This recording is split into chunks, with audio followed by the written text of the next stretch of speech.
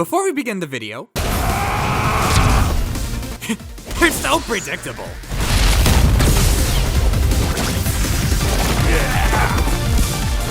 Don't care, don't care, don't care, don't care, don't care. Get your worthless comments out of my multiverse!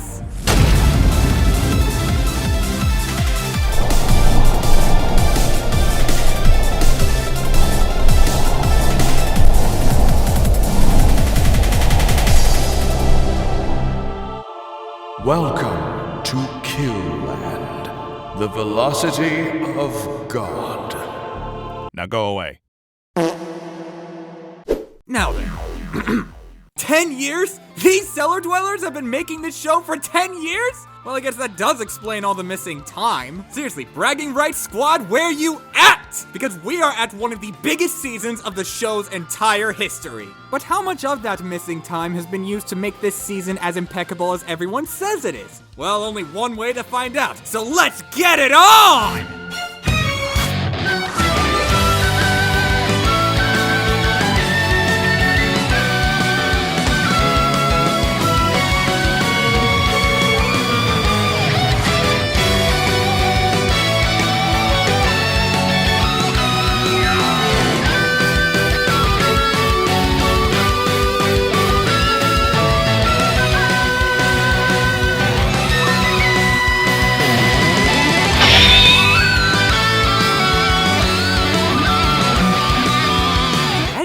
You've only been watching my videos just to hear my thoughts on this season specifically. It's okay, I won't judge, nor will I blame you, because this is the other fan favorite season of Death Battle. And just like with Season 5, the other most popular season, unless if Season 10 has finally taken its throne at this point, which honestly it probably has. But just like with Season 5, Season 8 had a unique theme to it as well, albeit not the one you might think it is. A lot of people say that the season's theme was legacy matchups, and while there are a handful of those here, that's not the real main theme of the season. Rather, it's supposed to be a season of matchups that have some sort of special history with the show, which, yes, can include legacy matchups, but for some it's a lot deeper than that. Not all of them may seem like they'd have a history, but trust me, I'll be going over how each episode fits the theme of the season, especially since, well, you'd be hard-pressed to find anyone trying to say that the season premiere is in any way a legacy matchup.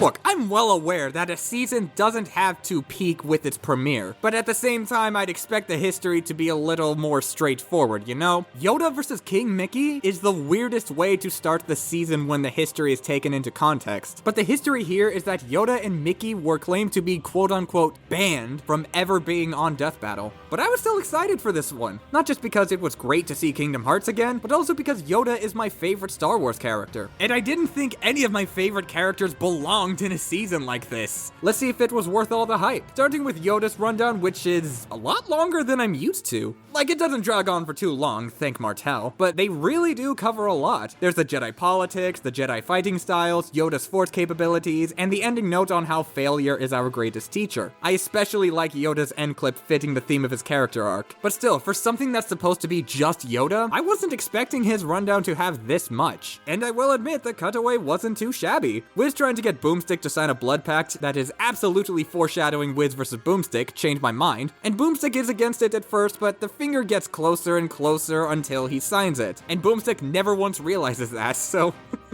this is probably the best way to get Boomstick to sign anything, if I'm being honest. I will admit there's not a lot of versus stats, but that only becomes a problem later. I was happy to see my favorite Star Wars character covered this much, but with King Mickey's analysis, I'd say it's better in terms of humor, but a little worse in terms of story. I really like how they ended it though. Sure, it's not as compelling as Yoda's, but I really like how it highlights a key moment from his story specifically. And in terms of jokes, the cutaway was nice, especially with that musical sting at the end. No, it was me.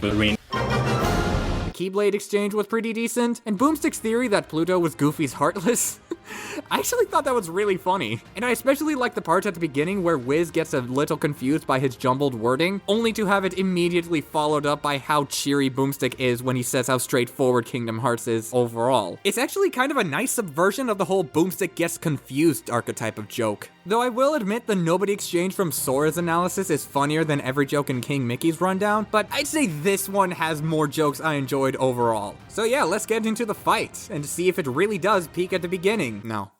It's just that I have one major issue with it, and it's technically the only real issue I have with the episode, but it's major enough to where I might like it less than you'd expect me to. Let's put this into perspective. This is supposed to be conveyed like a fun sparring match, right? I can definitely see it, at least with how they're complimenting each other. They have cute little banter here and there, and everything to do with the climax, which I'll get to in a bit. But can someone explain to me why Mickey is coming across as passive-aggressive at multiple points in the fight? It doesn't have much to do with the lack of expressions. I can forgive that because if I remember correctly, SFM do be like that. At least with this model they're using for Mickey. But rather, in terms of deliveries, Yoda is trying to compliment his power, but Mickey says, "If you say so," with a really cheeky undertone, and it doesn't feel like the endearing kind of cheeky. And after Mickey finishes Yoda, the "what a shame" line he has honestly comes across as condescending. I am aware that this was not meant to be the case, as in the storyboards, Mickey was supposed to come across as sad to see Yoda die, so to me this feels like they just picked the wrong voice clips. And the reason why I think this is because, from my experience at least, voice actors often give multiple takes for a single line so that they can help the editor, director, etc. find the best take for a certain moment. And with all due respect, I think that the takes they went with are very bizarre. Ketsun's great for Mickey, don't get me wrong, but the deliveries they picked for him do kind of take away from the tone that the fight is still trying to go for overall, which they definitely succeed at more than they don't. And at the same time, doing a goofy Mickey voice in a serious tone is damn near impossible for most people. But then you have lines like this: "I can try! All I need is the light!" I have no complaints with this delivery. If anything, it convinces me that Ketsun was casted perfectly for this. But at the same time, it makes it all the more disappointing when I realize that they just went with the wrong takes for these moments. That's the only real complaint I have. There are a couple minor moments, like Yoda dodging Mickey's light bullets by simply running forward. And what is this combo supposed to be? But anyways, that's all my real criticism with the fight. The rest of it is epic. Even if they don't hop around too much, Yoda and Mickey have the acrobatic movements that you'd expect from them. And I will say that this is a better representation of Kingdom Hearts fights than in Sora vs. Pit. And as a Kingdom Hearts fan, I am very happy to see it more accurately represented. And you also have these dynamic lightsaber shots, where they linger on the thrown lightsaber just long enough to make the shots feel tense and even stylish. And when they have Yoda bonking Mickey with his cane, it never takes away from how glorious this action is. But what really makes this fight for me is the entire ending. And that includes the climax, the build up to the climax, and to a rough extent, the death as well. But it starts off with Yoda throwing away his lightsaber and trusting in the Force, which leads into some more fun uses of their powers. But then during the surrender line he had, that's actually him secretly encouraging Mickey to surpass his limits and fight his way through with the light, which is really brought home by one of the most brilliant uses of a references that the show has ever done. Do or do not. There is no try.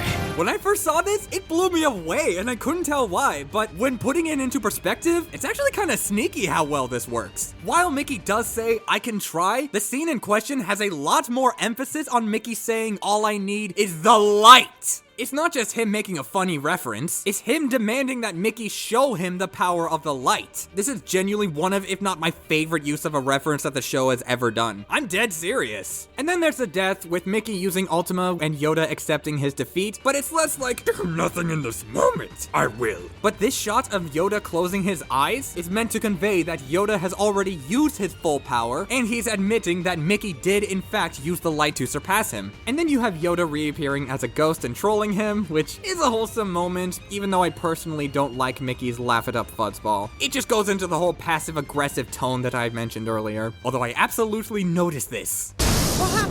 You can never hide anything from me, Devil Artemis. And then there's the conclusion, which is good, but it's weird how in Obi-Wan vs. Kakashi, they made a lot of emphasis on how powerful and limitless the Force is, only for them to say that the Force isn't limitless. It's not a problem with this episode specifically, especially since Ken vs. Terry had this issue as well, and it didn't bother me there, but it does become noticeable for an episode we'll get to in another season. But still, Yoda vs. King Mickey is a great episode. It may have enough smaller problems that build up over time for me, but man, that ending absolutely convinces me that this episode is something special. 89 out of 100. Just a little short of being supreme, but I thank God, Jesus, and the Holy Spirit every day that they never once tried to make any "lol, Mickey owns the entirety of Star Wars" jokes, or the whole ketamine addiction that people associate with Yoda for some reason. Like, seriously, what is that all about?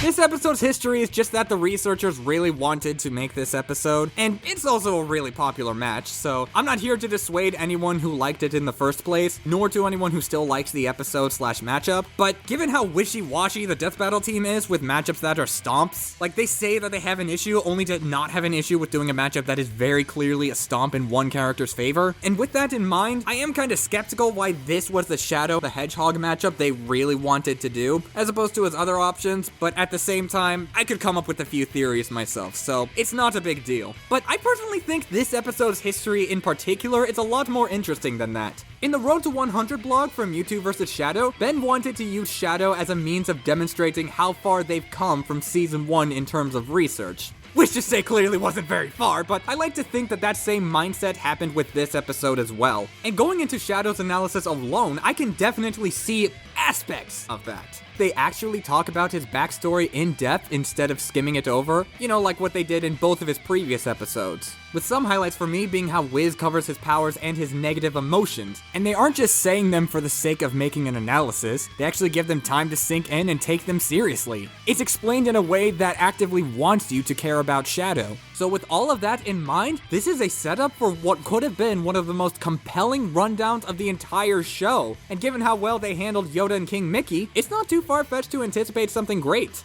But you don't pay much attention to the word choices I use, don't you? Okay, don't get me wrong, Shadow wasn't disrespected, but the problem is that the rest of the analysis gets no payoff. Half of it is an amazing coverage of his story, and then the other half is just a respect thread. And I gotta say, it also has one of the lamest ending notes they've ever done. The ending note is just calling him an edgelord again. It was fine to me in the prelude because I assumed it was just gonna be a one-time thing, but nope, they really had to emphasize that nonsense again. I still sort of like his analysis. Honestly, I'd say that this was the best one he's ever had. But given the competition, that's also such a nothing accomplishment. But Ryuko's analysis, on the other hand... Okay, full disclosure, Kill la Kill was not a series I was super familiar with at the time. But before revisiting this episode, I did watch Kill la Kill in its entirety, and yeah, I can say I like it a lot. Not one of my all-time favorites, but it still has a fun story with likable characters, and Ryuko is in fact a great protagonist. So having rewatched her analysis after the fact, I can say with confidence that when compared to Shadow's analysis, Ryuko's was one of the most lifeless rundowns they've ever done. I mean, it would have been nice if characters aside from Ragyo and Ishin were mentioned, like, oh, I don't know, Satsuki Kiryuin? She's used in B-roll footage, and that's it! No name drop, no mention during Ryuko's feats, no implication that she even exists. She's like the second most prominent character in the entire series. Not to mention they barely talk about Senketsu at all. That's a massive L, not gonna lie, Wiz. Although I think Wiz was gonna receive an L no matter what because, Senketsu pulling out Ryuko's blood is symbolic of... Let's be real, this whole tangent thing is kind of a meme at this point, but from what I've looked into, this actually is a popular fan theory. I don't have much of an opinion on it, but I will say it's not inherently an issue on paper, it's just that I don't think we should hear it from Zuko's oldest fanboy. I think it would have been better off if they handled it like this. Well, a popular theory suggests that it's all a metaphor for puberty. Wiz, do you have a daughter? No. I thought so. If they cut it like this, it still would have had the same punchline, and it would still acknowledge that the fan theory exists in the first place. Oh, and also Boomstick says that the alumni mode can eclipse the Earth, which it is very obviously not doing in the shot they show, but okay. And you might think that the fight would bother me as much given how Ryuko was handled, but top 10 reasons why this is the best setup in Death Battle, actually! Number 10, Ryuko's skirt looks like a mousetrap. Number 9, Shadow can blink. Number 8, they're both on motorcycles. Number 7, Jello Apocalypse and Shadow. Number 6, number 1, because Ryuko says, "Hey, you cut me off, asshat!"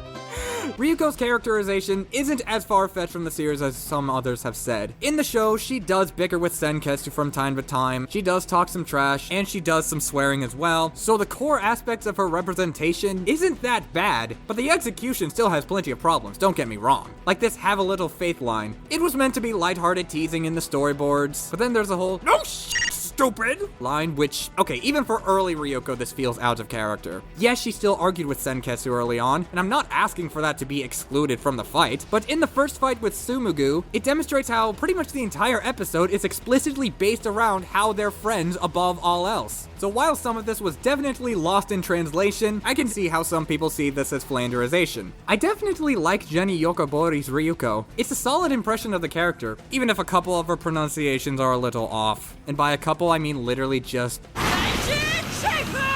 that is not how you say Senjin Shippu. But either way, it's clearly not her fault. It's just that it boils down to the writing of the episode. On top of her not using every single one of her abilities, never once saying Senni So sheets, and not even talking with Senketch that much. I will admit, I did like how Shadow was characterized here, especially since he gets to do quite a lot. Not just his chaos powers, which he does use plenty of, but also his tornado ability, teleportation, barriers, and a giant sword. And I also like this shot where the gun runs out of ammo and he rolls his eyes. I've also seen people say that this is a nod to the ridiculousness of Shadow's own game, but truth be told, I see it as both, which makes this work as a joke for me. Plus, the fight has some solid transformations. I like Super Shadow's transformation, which was almost instantly followed up by Senketch Kisaragi, even if it's not hand-drawn like the other one, which I did also like because of how accurate it was to the source material, in spite of the frame rate, but I reckon that was due to time constraints because this transformation was also a result of time constraints. So I wouldn't want to criticize it, especially since it's followed up with a faker line. Yet another layered reference. Also, unpopular opinion, but am I the only one who likes the Chaos Control kick more in Mewtwo vs. Shadow? I mean, there it felt like it had better impact with how it doesn't knock Mewtwo back until time resumes. Here it feels like just another kick he does. Yes, I know it's more accurate to the source material, but it doesn't feel as badass or as impactful to me. And the back and forth between them is exciting, but it is bogged down by some missing sound effects.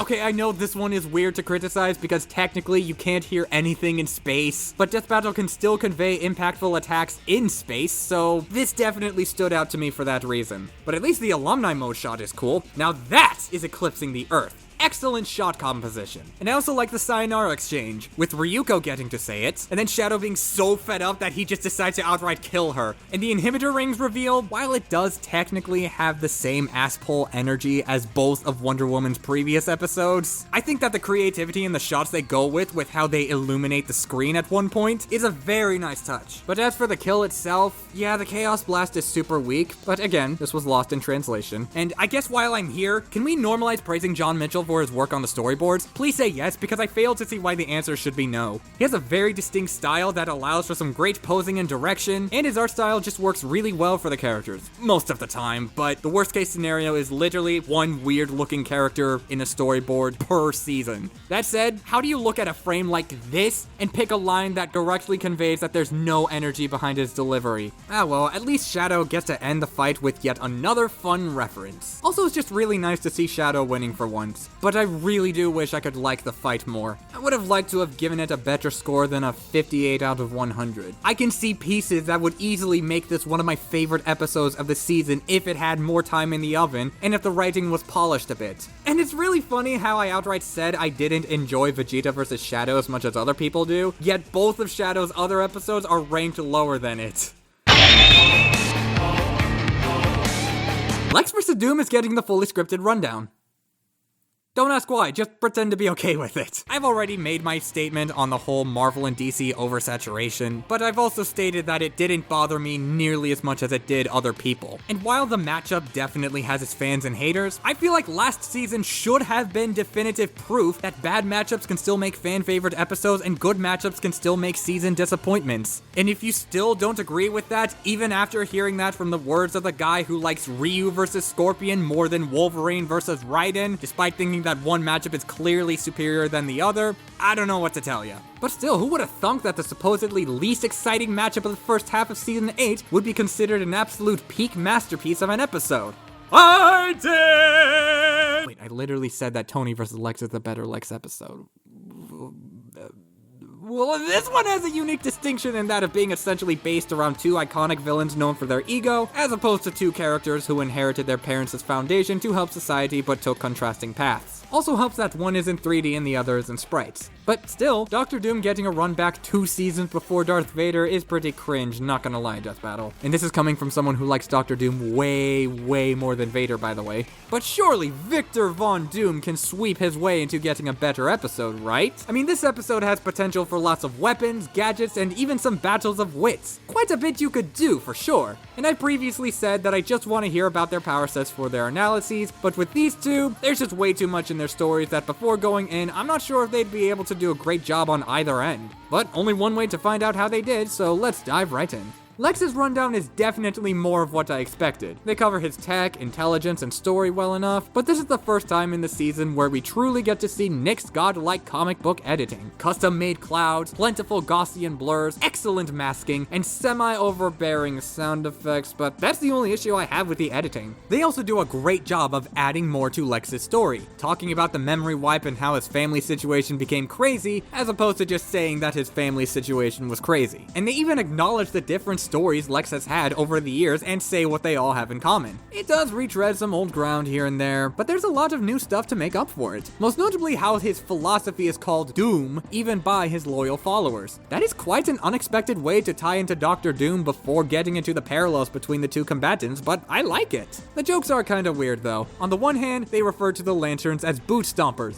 Absolutely based. But on the other hand, the cutaway was, even with Boomstick saying, "Being 2D sounds like every weeb's wet dream." Okay, so I guess I'm gonna be Yoda for Boomstick now. Also, Boomstick makes a Donald Trump joke, even though Biden already had his inauguration before this, but go off, I guess. But still, Lex got a fair rundown, so I'd say it was good overall. But Doom's analysis was kinda worse in my opinion, just because it retreads even more old ground compared to Lex, but I do like them bringing up how he became Iron Man for a time. Plus they give his hatred of squirrels dedicated time, and seeing the toot yes, they put in the toot meme, thank you! But it still covers more of the same from his last analysis, right down to the Panther God thing. Also, Doom's end clip is the exact same as his older one, and the cutaway is also just blah. But at least we get even more of that top tier editing with much more reserved uses of sound effects. Seeing all of these glows and edits were very nice and made the analysis flow better than Lex's. But can the fight be just as good or even better than the analysis? Yes! Your company has invaluable resources for the people of Latveria. I will be seizing them. I sense your fear, your anger, and a power. I will be Taking it. I guess Vader vs. Doom was more thematic than I gave it credit for. In all seriousness, I like how Doom wants to use Lex's tech to better Latveria, only for Lex to get the idea to expand his business over there. At first I thought that Lex's delivery of his line was odd because I interpreted it as an act of self-defense. But then there's this pose. Not only is this great puppet rigging and character animation, but it's also conveying Lex being intrigued by the idea of his resources being sent to Latveria and deciding to conquer it for himself. While I'm here, I might as well discuss the voice acting in this episode. Gianni gives a solid performance as Lex once again, albeit not in the same way as his fight with Tony. Previously, his voice was more menacing yet charismatic, as if he had no worries in the fight, before Tony vaporizes him. But here, he's more pompous and condescending. It's good by itself, but it really shows how much better Gianni's voice acting has gotten. It's called a Lex bot, you knuckle-dragging buffoon. Two-dimensional morphographic technology. I haven't perfected it, but it's more than enough to exterminate an imbecile like you. And as for Stephen Kelly's Doom, this is just his Dracula voice, but this time his line readings feel off at times, most notably with these two right here. It's marvelous and wasted on your incompetent power. It's like that of the gods beneath me. Both of these are telling me that Steven was going for a more hide my surprise kind of delivery, if you will, where he's shocked at how good Lex's technology is, only to immediately disguise it beneath an insult. But the problem for me is that it feels a little too spaced out. Removing the marvelous part of the line should fix the first line read. And as for the other one, I think Nemesis Bloodrag nailed the delivery better, not gonna lie, Steven. This power, it's like that of a god's beneath me. And many other parts of Doom's dialogue consist of Marvel vs. Capcom quotes in some ways. I'd still say his performance was decent overall. It's just that we've seen Steven do better before and since. But going into the action, they use a lot of their arsenals. Lex assuredly uses more than he did against Tony, although it's weird how the warsuit is this bright chartreuse thing despite there being an actual warsuit sprite from Mugen. But I reckon that it needed to be custom made because of how Lex takes it on and off throughout the fight, while also making the colors visually distinct from Doom's outfit. But as for Doom, he kinda uses the same he did in his last episode and then some. He uses his guns, lasers, magic, time shift bomb, magic hands, the works. I especially like seeing Doom use his time shift bomb to give himself more time to break out of the 2D field, and then playing it off as if Lex fell for it despite clearly being taken aback by it, to a point where Doom was using a desperation maneuver. Unfortunately, their kits don't always play off of each other in ways like this, but I guess the way they go about it is better than reusing the same interaction every 30 seconds. Cough, cough. I have seen people criticize Lex being trapped by some rocks, saying that it makes him look weak, but I never saw it that way. It's pretty clear to me that Doom is the one controlling those rocks, so who's to say that he's not using them to try to crush Lex? It's not like an Android 18 versus Captain Marvel where she's just letting the rocks hit her. Lex at least tried to avoid it, especially since he can turn pebbles into enormous boulders, even though those aren't quite as big as boulders, but shh. But let's talk about the biggest complaint I've seen of this episode. It's about how they stopped the fight to explain things that we already know, but this doesn't bother me in the slightest. Then again, this is coming from the guy who likes to take 30 minutes to explain something that takes the average human being 2 minutes at most, so I'd have no right to judge in the first place, but the only time where I can say it bothered me in any way was this. Not as ingenious as mine, of course.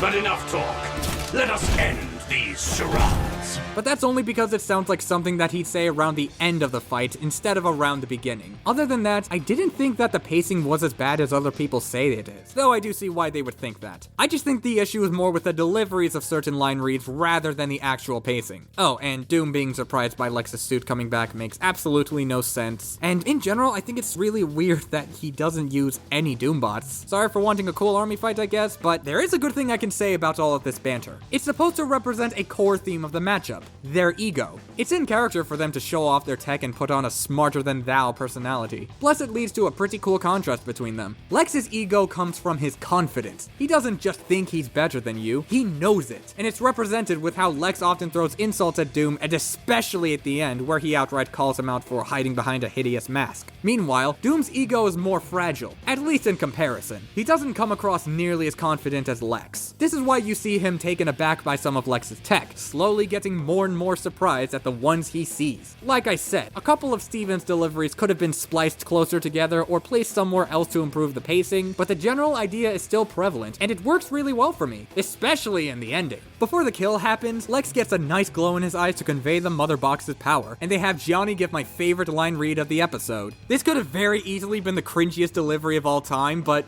nope. Gianni made it work, because once again, he's the GOAT! A Superman.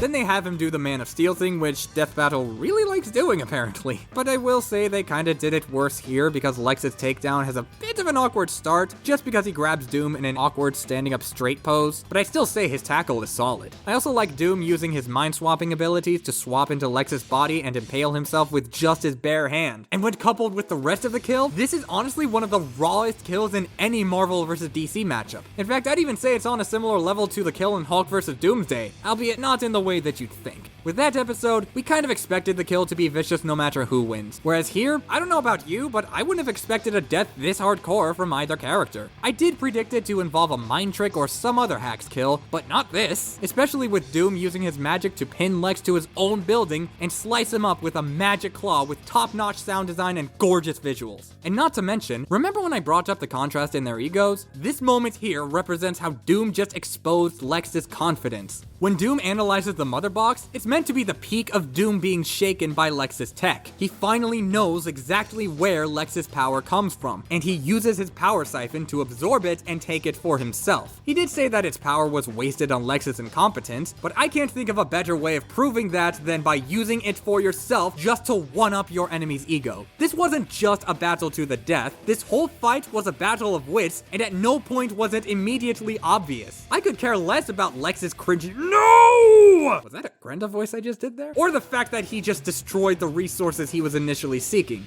Oops. But in terms of the kill on its own merits, are you seeing this? Even Lex being pinned to the wall is similar to the time when Lex had the LexCorp building down on top of poor old Lex. This left the guy with half his face ripped off, all 4 limbs blasted away, and he was impaled in 5 different places. Categorically raw. Except for Lex's face not being torn off, but who cares? And as for the conclusion, it actually has an epic callback to the joke about LexCorp hanging an L over everyone's head. Who's the dickbag that decided to literally hang that L over everyone's head?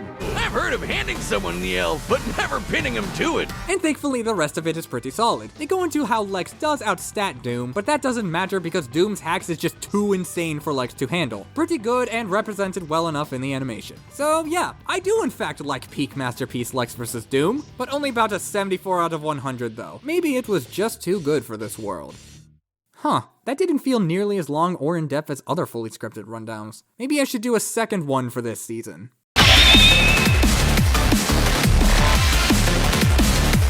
Not gonna lie, braggers, I honestly keep forgetting that this episode happened. But that's not because it's bad, it's just I'm an idiot. But yes, this is another legacy matchup, this time for fighting games. And we also have 2 of them, and I am not looking forward to talking about that one. But hey, we finally got a second Tekken episode. And since I really like Jin's analysis, I can say with confidence that Heihachi's rundown was surprisingly really boring. I'm glad that they mentioned the Mishima bloodline, but it wasn't done as well as it was in Jin's analysis. Jin's gave the story beats more focus and interweaves them with his abilities and feats more naturally. But with Heihachi's, at best, it feels like they skimmed through the story by saying, oh, he had problems with how his dad ran the Mishima Zaibatsu, or he was worried that his son had the devil gene, and there's no insight into what he was so worried about, nor why he should care. I was fine with how Jin's rundown handled the stuff about the devil gene because he has it, so they'd kinda have to focus more on its powers and its enhancements. But since Heihachi doesn't have it, they could have used this as an opportunity to dive deeper into Heihachi's mindset, but they kinda don't do that. I'm not super knowledgeable on the Tekken world since I've only played the games a few times, but I was still excited to see Heihachi getting covered just to see what his deal was, but it's glossed over in a similar fashion to Ryuko's or even Shadow's rundowns to an extent. Like all 3 of them. I like how they tried to give Heihachi's analysis a somber ending note that highlights his last showdown with his son, but with the unfitting royalty-free music and the poor build-up in the writing, the impact just doesn't work for me.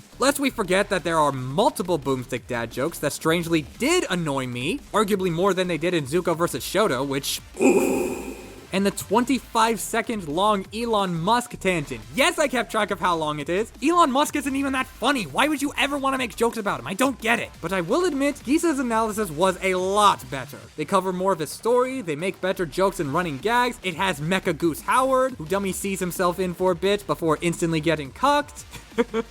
I like that moment. And the Jeff running gag was actually pretty interesting. By itself, it's just an alright joke, with Boomstick poking fun at the name by saying it multiple times in a mocking tone, but then they mention Jeff again once they get to the part where they cover Geese's inferiority complex and set up his final showdown with Terry. I think the only complaint I have is that Rock's backstory also gets brushed aside, but in their defense, they still mention it, and I wasn't expecting them to go super in-depth with it, so fair enough. And going into the fight, Ringmaster is the announcer for a shady collab between their companies. I wonder how he got in on the deal. There is a criticism I've seen that Heihachi barely uses any of his moves and only uses one. I gotta ask those people, which move are you referring to? Heihachi uses Electric Wind God Fist, his Demon Slayer combo, albeit followed up by a kick, but it's still there, Demon Uppercut, Dragon Uppercut, Stone Head, unless it's supposed to be something like Chrome Dome or whatever, Demon Backhand Spin, and Iron Hand. I do agree that his kicks do feel kind of out of place, and most of the ones they did include weren't shown in his analysis for some reason, as well as the fact that Geese getting to use both of his supers, yet Heihachi never once gets to use his Rage Art is so lame. Unless if this is supposed to represent his Rage Art from Tekken 7, but given that the posing is a little too different for me to notice it, I'm pretty sure it's not. But still, how does he only use one move when I, as a non-Tekken fan, was able to point out several, actually? But on the opposite end of the spectrum, where there's a common praise that I can't relate to, I really hate Brent Mukai's English. Now, I know it's supposed to add to that classic fighting game vibe, and it succeeds in other areas that I'll get into later, but personally, I did not find it funny. I found it obnoxious, to a point where it makes Geese, one of the most badass crime bosses in video games, if not fiction, behave more like a bumbling idiot who can barely even speak properly. I do think he nails the predictable and the raging storm, but his other line reads annoy me because they're stretched out for too long, and not in the same way as his old English, which actually does sound badass. You should have just hired a Japanese actor who's also capable of speaking English to a degree. Or if you wanted him to speak English the whole time, there's a Richard Epcar sound-alike right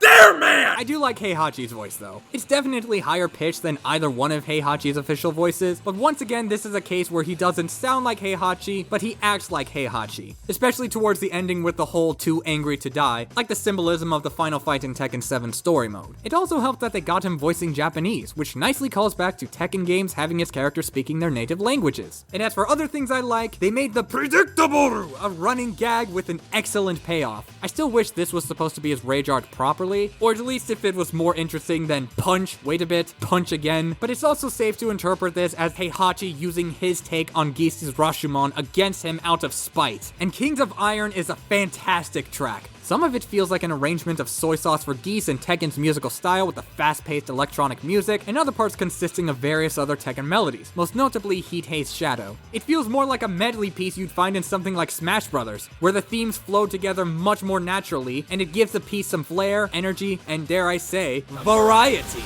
And even if you don't recognize the themes, it nails the arcadey aesthetic from classic fighting games so hard that it left a second hole in your head. The first one came from me, by the way. I'm sorry about that. One last thing I noticed is that it has a climax that's pretty similar to Ken vs. Terry, where they get so into the fight that it starts destroying the area around them. And yes, it definitely works, but not as well in my opinion. I think it's set up perfectly with the opening shot showing the volcano's base filled with lava. It does look like it could go off at any moment, but it's otherwise dormant. And then the impact of the raging storm starts to heat up the volcano's magma chamber, with the mountain side of it turning a dark gray and the magma chamber glowing. And then this ending scuffles where the lava starts blasting out of the volcano as magma begins flying all over the arena. However, it fails in the sound design of it all. Barring the raging storm, of course. I still really like that. But their actual punches feel way weaker in comparison.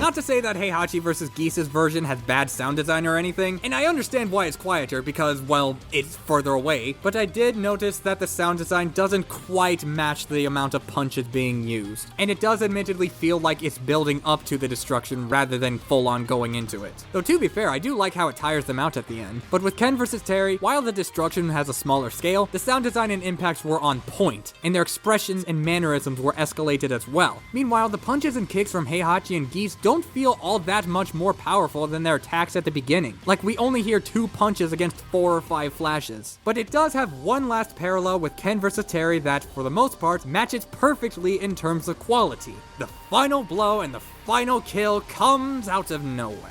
Like, Heihachi throws Geese into a volcano with what I can only assume to be a custom sprite for Geese, or at least an edited one, but then Geese just randomly summons a lightning bolt to knock Heihachi into the volcano as if that would push him instead of shock him. If Heihachi dodged it, but it blasted him into the volcano, that would have made more sense to me, but whatever, man. Then Geese propels himself back up with his chi, Heihachi just punches Geese once, and then he wins, somehow escaping the volcano too, despite the fact that he should have fallen into the base at least. Though I do understand that the intent was that Heihachi would punch Geese through a spire, land in a non-lethal area, and climb back out. And I have no trouble believing that. I just would have liked to have seen a shot conveying that Heihachi was climbing out. Though I like Heihachi punching the camera after telling everyone to f*** off. Yeah, I do think the conclusion is good. Better break out the soy sauce for Geese. Nice that they used the Jack Meteor feat instead of downplaying it for no reason, and they even composite both characters instead of just the winner. Definitely an improvement, and probably the one thing it has going for it over Ryu vs. Jin, not gonna lie guys. I still like the episode, but it has fallen off for me quite a bit, and that sucks because as a matchup, it's easily my favorite of the season. But the episode is just a 68 out of 100 to me. If you really thought I was gonna rank it higher than Lex vs. Doom, heh, predictable.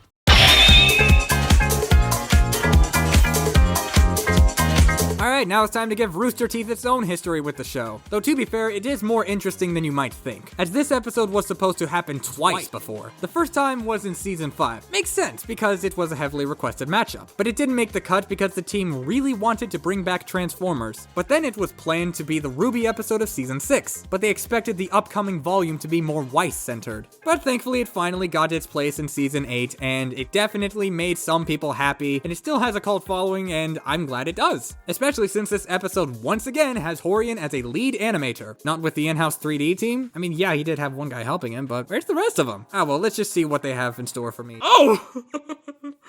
Okay, I'm pretty sure this is fitting enough. I just was not expecting it at all. But outside of that, Blake's analysis is just so weird. It keeps shifting back and forth between story and versus stuff, and it's hard for me to get invested because the coverage of them feels half-baked. Like, I want to learn more about Blake and her relationship with Adam Taurus. You know, the Ruby character who has a billion different matchups for some reason. Like, seriously, is he really that interesting of a combatant, guys? But I personally felt like Weiss and even Yang had more enjoyable rundowns that felt like they wanted to talk about Ruby. But here they seem too afraid afraid of retreading old ground for some reason. If every aura and semblance is different, I think you can get away with repeating at least a few older tidbits. There's also the thing with the Nevermore's height, which, I mean, it fluctuates in size and they don't measure its height in the feet they're using it for some reason, instead going for a number that I'm not sure where it came from, though I wouldn't be surprised if there's a canon height for them, but that was not conveyed to me at all. Though I will admit, I do like the cutaway gag of Wiz having all of the clones only for him to say that he doesn't remember who the original is. It just feels like something that would happen to Wiz. And then Blake's end clip is her doing her astral finish on Ragna, which, for some inexplicable reason, I've seen people unironically use as a means of proving that Death Battle hates Blaze Blue. And, speaking as the guy who made a 30-minute impassioned rant about Ragna versus Soul, can you, not do this ever, please? And while I'm at it, stop gaslighting yourself into saying that Ruby versus Ragna was made out of spite or that Rooster Teeth rigged it. There was never any evidence of that, aside from a few content creators assuming that, despite never once giving any proof of that for some reason, and everyone just randomly felt like taking it as absolute truth. Anyways, on to Mikasa's analysis, and it has a 12-second fart joke. I counted. This was 12 seconds. And it comes up for no reason, too. Though another question I have is, why does the Wiz clone die? I mean, I guess it's funny that Wiz seemingly dies of cringe, but for some reason his eardrums explode? Why did that happen? What's the joke? What's the correlation with this? I really don't get it. Let's pretend that the cutaway was in any way funny, or at least if I could ignore it enough to where it doesn't take away from the analysis at all. The beginning has some really weird pacing problems with the random cuts that supposedly convey the illusion that it's using clips from the anime, but it's actually not, and they feel out of place, especially since it only happens twice in the beginning, and then never again. I mean, to be fair, this is more common with editing than you think. Even I fall victim to doing this at times. But after Lex vs. Doom, I'd think that he'd start to find his groove with using sound effects, but whatever, man. There is also the thing about the spoilers, which honestly doesn't bother me. I just think they should have given the spoiler warning out loud, as opposed to just leaving it for a black box that says, oh, by the way, spoilers. They do talk about her vertical movement in interesting ways, even if all of those V's and M's make no sense because, it's just VME. Where'd you get this acronym? I don't get it. But her analysis has one of the worst ending notes in the entire series, with Boomstick's fake tears in his speech that almost sounds like he's mocking the series. And of course, he just needed to ruin any and every chance of it having a half-decent story coverage with yet another fart joke that doesn't need to exist. I'll be honest, this analysis was one of the most confusing and frustrating ones I've ever had to sit through. And even if you remove the cutaway gag, it's still just uninteresting at best. But surely the fight can't be as bad, right? In fact, this is one of the more mixed episodes of the season. Some people really hate it, some people really love it and think it gets too much hate, but personally, I'm not getting a good impression because I'm not gonna sugarcoat it, I fucking loathe this design for Blake. That bob cut is not a good look for her in the slightest, nor is this stupid bottom zipper thing where the zipper is at the top of the jacket, but this is not a fair reason to criticize the episode, so I'm not gonna dock any points for it. And as for the stuff that does matter, well, remember those 6 episodes that I said I thought were worse than Ragna vs. Soul on a technical level, or at least the ones I could come up with on the fly? This is the last one I hit in that. And I think you know why that is. The frame rate. To be fair, I think I know what Torian was trying to do here. He may have wanted to try a new animation style. Might Squared had this frame rate too, and while it wasn't perfect, I think it works infinitely better than in this style, and that's because of one simple reason: the dynamic posing. You take a look at these poses and just try to tell me that they're not dynamic in any way, shape, or form. But Blake vs. Mikasa doesn't have the best posing in virtually any of its shots, except for a few of the aerial shots and a couple of other ones in the beginning, but the grounded sword fight looks really bad. The frame rate's not just bugging out, Mikasa's elbows are locked at full extension at all times, which make her sword slashes feel like flimsy slaps instead of calculated slashes that I would assume were from an intelligent Titan hunter. Not to mention the models are mainly animated on 2s while their hairs have free-flowing physics, which basically means they're animated on 1s. I feel like this could just be a byproduct of Torian transitioning to a different animation style while also working with weapon-based combat, which, as I've said before, wasn't always easy for him even if he got super proficient at it in other episodes. But unfortunately, she's not very intelligent in this episode, and I think you might know why. Are those 2 sets of ears? She must have 4 times the hearing. It's not this moment, as she's actually onto something. You know how people with glasses often get called 4 eyes? That's not an insult. It actually means people with glasses have 4 times the eyesight. And believe it or not, I can confirm that. We can see everything, such as the stuff behind a wall, the secrets in your heart, the fact that you're not subscribed to my channel for some reason, and even Well, maybe I shouldn't tell you, and if you have no idea what I'm talking about, then my point is correct. But there are other moments of Mikasa's low intelligence in this episode. I'll start with something that admittedly is more of a question coming from an outsider. Why do Mikasa's swords keep breaking? In the analysis, they say that it's due to the tough skin of the Titans, but Mikasa seems to be breaking her Ultra Steel swords by herself for seemingly no reason. Are they seriously so fragile that they can't stay together in other sword fights? Or is it her rock-hard abs that's breaking them? I think the only time where it made sense to restock them like this is when she throws them at Blake. But even then, Mikasa throws both of her swords straight at Blake, and one just boomerangs around despite being thrown in the exact same direction as the other sword. What? And it's followed by Mikasa grabbing onto her and punching upwards. What are you doing, woman? Did you not just establish that she can clone herself and escape the moment you get in? Although, to be fair, she was supposed to be punching downwards in the storyboards, but still, where did this come from? In fact, there are full-on scenes from the storyboards cut in the final episode. Like, there's this one of Mikasa leaping off of the ice clone to chase after Blake, Blake actually breaking her blades, and Mikasa predicting her movement by waiting on firing the second blade. It also has some scenes like Blake popping a clone closer to the end, which is intended to work as a payoff to Mikasa's inner monologues, but the final scene still kinda works with it, at least. I'm not blaming anyone for them. I'm sure that it has a very easy explanation, like there just wasn't enough time, or we had a different take on the scene, especially since I can't imagine that this dynamic tracking shot would have been easy to work with. Even if I can't bring myself to overlook the frame rate, just the angle the camera is pointing, as well as seeing them swinging between the buildings, actually makes for a pretty engaging shot. But still, since those scenes were cut, which arguably were super crucial to the episode, it makes the ending really bad. This silhouette shot is neat, aside from Blake's purple blood and Mikasa's weird pose, but I do like the concept of it. But at the same time, Blake somehow had a bigger reaction to falling a few feet on the ground after Mikasa interrupted her grapple thing. And as for the actual kill, I like the concept of it, with Blake freezing Mikasa's foot in midair to mess up her trajectory, and using Gamble Shroud to not only rebound the Thunder Spear, but also pull the pin to detonate it. But, well...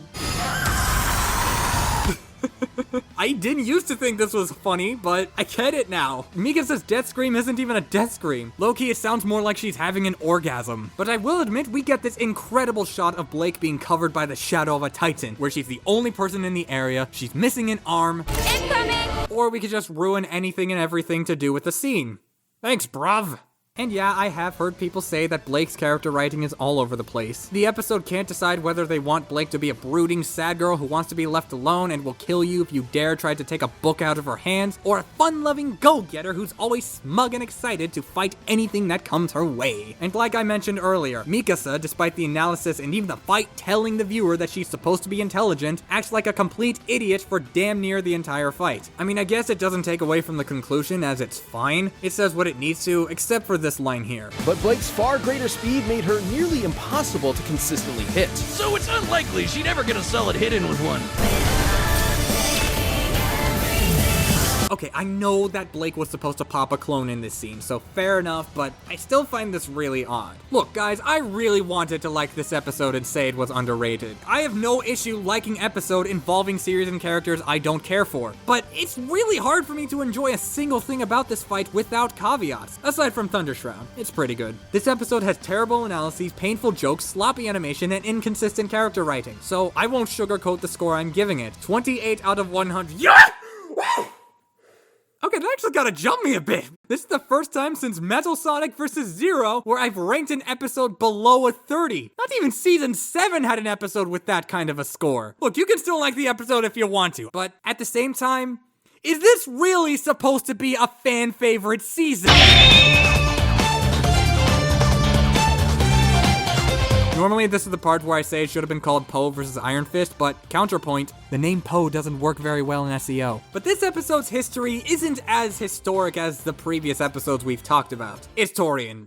He's the legacy that this episode has, let's not lie. This one is supposed to be more of a nod to the more recent fans who have put in effort to popularize other matchups. Not to mention this adds a milestone for Death Battle where this is the very first animated movie character getting represented. And I especially can't wait to see Gru vs. Megamind in Season 12. Though despite Torian's very existence giving this episode some low-key doom posting, Iron Fist's analysis was really fun. The editing is some of the best in the season. More Gaussian blurs to create the illusion of 3D space, sound effects that are used more more sparingly and cleverly than in Lex vs. Doom, and some good masking effects, most notably the movement of that one dragon eye. Seriously, I really like that effect. And the jokes were very well written, aside from the cutaway gag, which is just okay. But there is this line. Never trust a herald, folks. Yeah, and I will never trust you with displaying the full power of Marvel and DC heralds ever again. And there's also the joke about the insensitivity punch, which would eventually become a running gag in this episode, and I also think it was handled very well. Though of course, I have to give a shout out to how respectful they were to Danny, especially since we know they could have easily made this another respect thread. They covered his personality, backstory, and arc really well. But Poe's analysis, however, it's actually really brilliant. Like, the royalty-free music works wonders alone. You have the epic orchestral music playing as they talk about Poe's upbringing, and the Kung Fu movie-inspired music when they talk about his martial arts. Then going back to some more orchestral music to end it off. And it also uses plenty of sound effects, likely to keep up with the editing from Danny's rundown. It works. I probably would have added some visual effects like masking, RGB pops, or whatever. But that's not where the brilliance comes in. It comes in with how they subtly cover the themes of the entire Kung Fu Panda trilogy. When discussing his Kung Fu style, they cover the Furious 5 styles and how they're inspired by real-life martial arts. And then they go over how Poe's body didn't work under these styles, instead choosing to dissect his unique style, which they also say is loosely based on the real-world dragon style. I really hope I don't need to explain how clever this is. All you need to know is that this perfectly represents the theme of the first movie. As for the second movie's theme,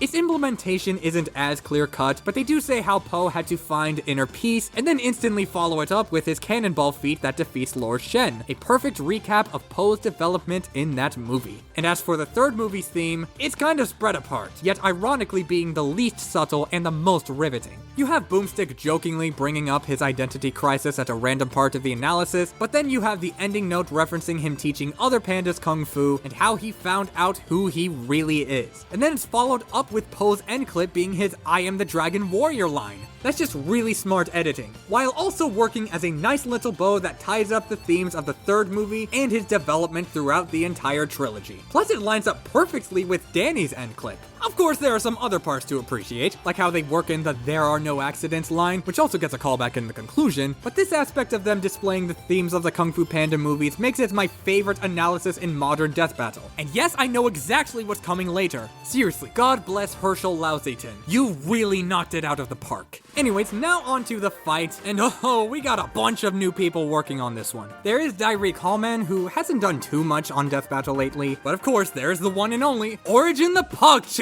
Origin the Hero. I'm still gonna call him Origin the Pugch. Origin has especially given these Sprite episodes new life with stellar expression work akin to both of Mega Man's episodes, and also being really well detailed. Seriously, he's made some fantastic Sprite designs for some of these characters. Poe's episode is no different. His expressions are as wholesome and eccentric as I would have wanted them to be. They even make his flatulence expressive throughout the fight, especially with the sound effects they used. But Danny's not getting slept on in the slightest. He also has some nice expression work despite being just a mask and not moving his eyes that much. They play around with Poe's eyeballs and the black spots surrounding them, like how he's animated in the movies. But the most they do with Danny's eyes is move his white circles a little to the side, or increase and decrease their sizes ever so slightly. But as for the rest of the animation, the setup is just so good, man. Like, it's wholesome, it doesn't force an unnecessary conflict, and even though Danny's training doesn't look all that impressive, this is Poe we're talking about. He'd fanboy over anything related to Kung Fu. And once the sparring match starts, the attacks are well animated, and it's not so dissimilar from Ryu vs. Jin's animations despite being in a completely different style. Although Poe being physically hurt does feel kinda weird, but it's not that bad. Anyways, that's all my criticisms with the animation, so let's get into the good stuff.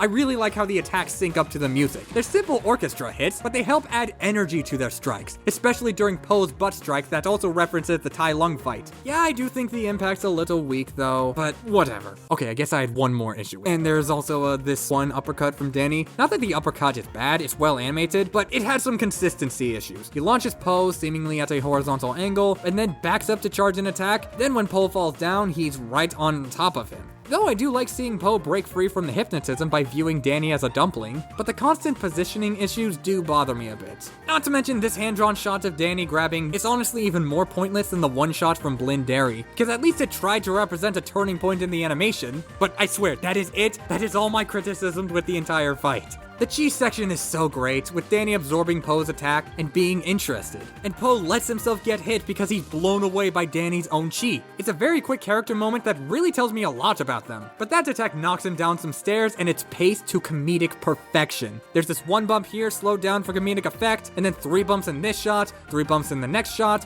1 bump off screen, and the gag ends. And it even subverts the punchline by having Poe cling to the big bamboo shoots, which is another clear homage to that one fight. I will admit I do prefer how the storyboard handles it, with Poe's fall having way more impact since the bamboo rockets him straight to the floor, but it's saved by the animation displaying Poe's wobbly belly. And then we have a sword fight with the bamboo. Yes!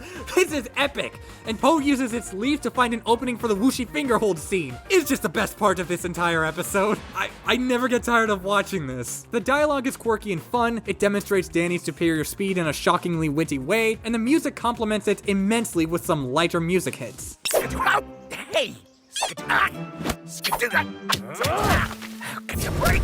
And then we go into the spirit realm, and it's not quite the same as it normally looks, but it is similar to how it looks in the fight against Kai. And then Danny turns into a skeleton, and 1-inch punches Poe across, followed by Poe summoning the giant dragon spirit as the Kung Fu Panda leitmotif starts playing. Then you have Danny summoning another dragon, and they have this brief but breathtaking fight. I can't imagine this being easy to work on. And it wasn't even supposed to be this long in the storyboards, yet this looks so smooth. I mean, against the death is a little weak, but it doesn't bother me. That's because I understand it's trying to convey that Danny is going for a punch, but is being halted by the power of Poe's dragon. It is clearer in the storyboards. And I guess there are some people bothered by Poe's lines, and I can see why some would find them to be peculiar. Like, I think it would have gotten a much better reaction if they just cut out the part about Master Shifu and swapped around his "that was awesome" and "that was cool" lines. But I can imagine Poe being ecstatic about fighting another dragon warrior who also knows chi, so that's why it doesn't bother me as much as other people. Oh yeah, Austin Lee Matthews does a spot-on Jack Black impression. Austin does get a little too throaty in a few deliveries, but I mean, being considered inferior to Jesus is still being compared to Jesus. And John Bullock does a good Iron Fist as well. It's not based on any of his other voices, but it's very charming, soothing, and easygoing. And the conclusion? They cover the usual versus jargon and go through how Poe's stats are so much better, but they also mention that Poe's fighting style is based around beating the kind of people who fight like Iron Fist. And they even mention how Poe achieving true mindfulness adds to his win, as well as how it's similar to the path to enlightenment. They didn't need to add that, but they did, and I like that. Honestly, this is probably the best thematic victory that an episode has ever gotten. Yeah, it's a special episode to me. Of course, I would have cleaned up a few things in the animation and tweaked a few lines, but the analyses and conclusion were so well written that I have to give major props to Herschel. 92 out of 100. This truly was a brilliant episode. Tai Lung is the worst villain in Kung Fu Panda history, by the way. Yet another rivalry matchup, but this time with 2 cartoon series that have never appeared on Death Battle before. Not a whole lot to say with this one, but it's nice to see modern cartoons getting representation on the show. That said, I'm not sure how I feel about Steven's rundown. Like, there's the random calc that shows up before Steven is even name dropped, and they keep going in and out of versus stats and story beats with no consistency, at least when compared to other rundowns, and it makes this analysis feel bloated and long despite not actually being that lengthy in the first place. But at the same time, I thought that the cutaway gag was funny, with Wiz making this watermelon monstrosity and Boomstick instantly shooting it dead. You gonna eat that? You are doing so well, though! I also like the story beats they do talk about, with Pink Diamond's reveal especially being pretty similar to how it is in the show. I mean, yeah, it's not built up as well, obviously, but that doesn't have to be an issue. They already gave an extended rundown of the shore's lore, which I appreciate, weird calc notwithstanding. Though I'm not sure why his end clip is an a cappella version of his theme song. Star's analysis is pretty great though, minus the unprofessional PNG edit. What's that I hear you typing in the comments? You think I'm nitpicking? Nah mate, this is nothing. I'll show you a real nitpick! Star compared the process of attaining it to, quote, suddenly looking at boys as if they were made of bacon. Actually, Wiz is paraphrasing, not quoting. And speaking of puberty, Wiz discusses puberty in a way that isn't fucking weird. I mean, some people are still gonna be weirded out by this, and fair enough. But you're talking to someone who is like some of the thickest skin ever when it comes to media, at least usually. But in all seriousness, this has the near exact same fixes I mentioned for the puberty bit in Shadow vs. Ryuko. He mentions the theory, but focuses more on what's happening in the show and not discussing the actual facts of puberty like he does in that other gag. I mean, yeah, still coming from from Zuko's #1 fanboy, but at the same time, there's a reason why no one is criticizing and or memeing it to death. Aside from that, there's the whole thing with Boomstick groaning over the Mew thing, but I actually found this to be a pretty good running gag. Boomstick's reactions is less of a groan and more of light confusion, not to mention that he's annoyed by how the term Mew is shoved into several other terms. You know, like when they say Mewmans instead of humans, or Muberty instead of puberty. In fact, that last one is really the only time Boomstick actually groans. And you don't blame him for it because it's an odd term no matter what. I'm sure even fans of the show can agree with that. The fight is just lighthearted fun throughout. I like how it starts with Star trying to make Steven happy even though he's mainly just a little peeved, and it still creates a nice dynamic of Star's bubbly personality and Steven basically saying please leave me alone the entire time. It even has some fun dialogue exchanges, like this one. What did sandcastles ever do to you? I don't know! And yes, Kaden Jensen and Corinne Sudberg give so much life to their performances, especially the latter with some endearing one-liners. Oh yeah, and we have the funny Time Hog guy voicing the spider with hat. Peak voice acting, not gonna lie, Liam. And thankfully it's all backed up by some really nice choreography, aside from this CQC bit, as well as creating some other fun moments like the Warnicorn Stampede versus Watermelon Steven army fight, which is foreshadowed with Steven eating a watermelon before the fight starts, and even this scene that gets to highlight Steven's personality. But of course, it begins with this scene of Steven's pink mode blinking and Star's eyes looming behind the Warnicorn Stampede. I like to think it's a callback to this description of Star's butterfly form from her analysis. I just wish peering into her eyes wasn't like peering into the 9 layers of hell. And that's what causes the Watermelon Stevens to grow out of the ground. This whole setup is like a rule of 3. That's so smart. Unlike this animation era. And this line from Steven. Goodbye, weird bug girl. I know it's supposed to be something else, but don't try to tell me that this interpretation isn't funny. But there's also the kill, which is blatantly copy-pasted from Ryuko's death.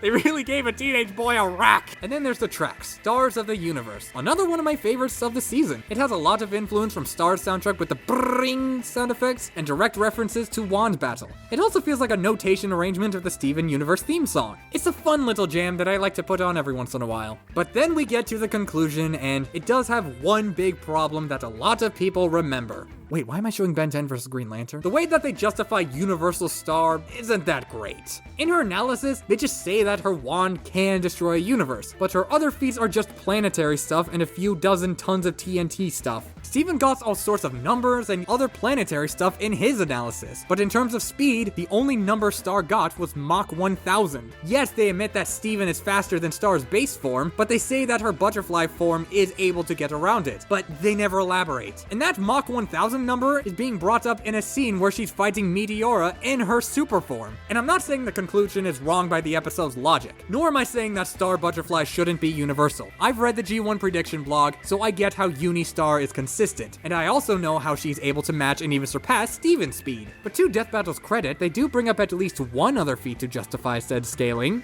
In a random black box that is very close to the end of the conclusion. I still think this episode is good. It has enjoyable, albeit semi-flawed analyses, and a fight with nice expression work, cool hand-drawn shots, great music, and fun choreography. I just don't think it stands out all that much. And I don't think it would be able to if it was in almost any other season. But hey, a 71 out of 100 is not a bad score in the slightest. And you don't need a 2-hour-long rant video to understand why.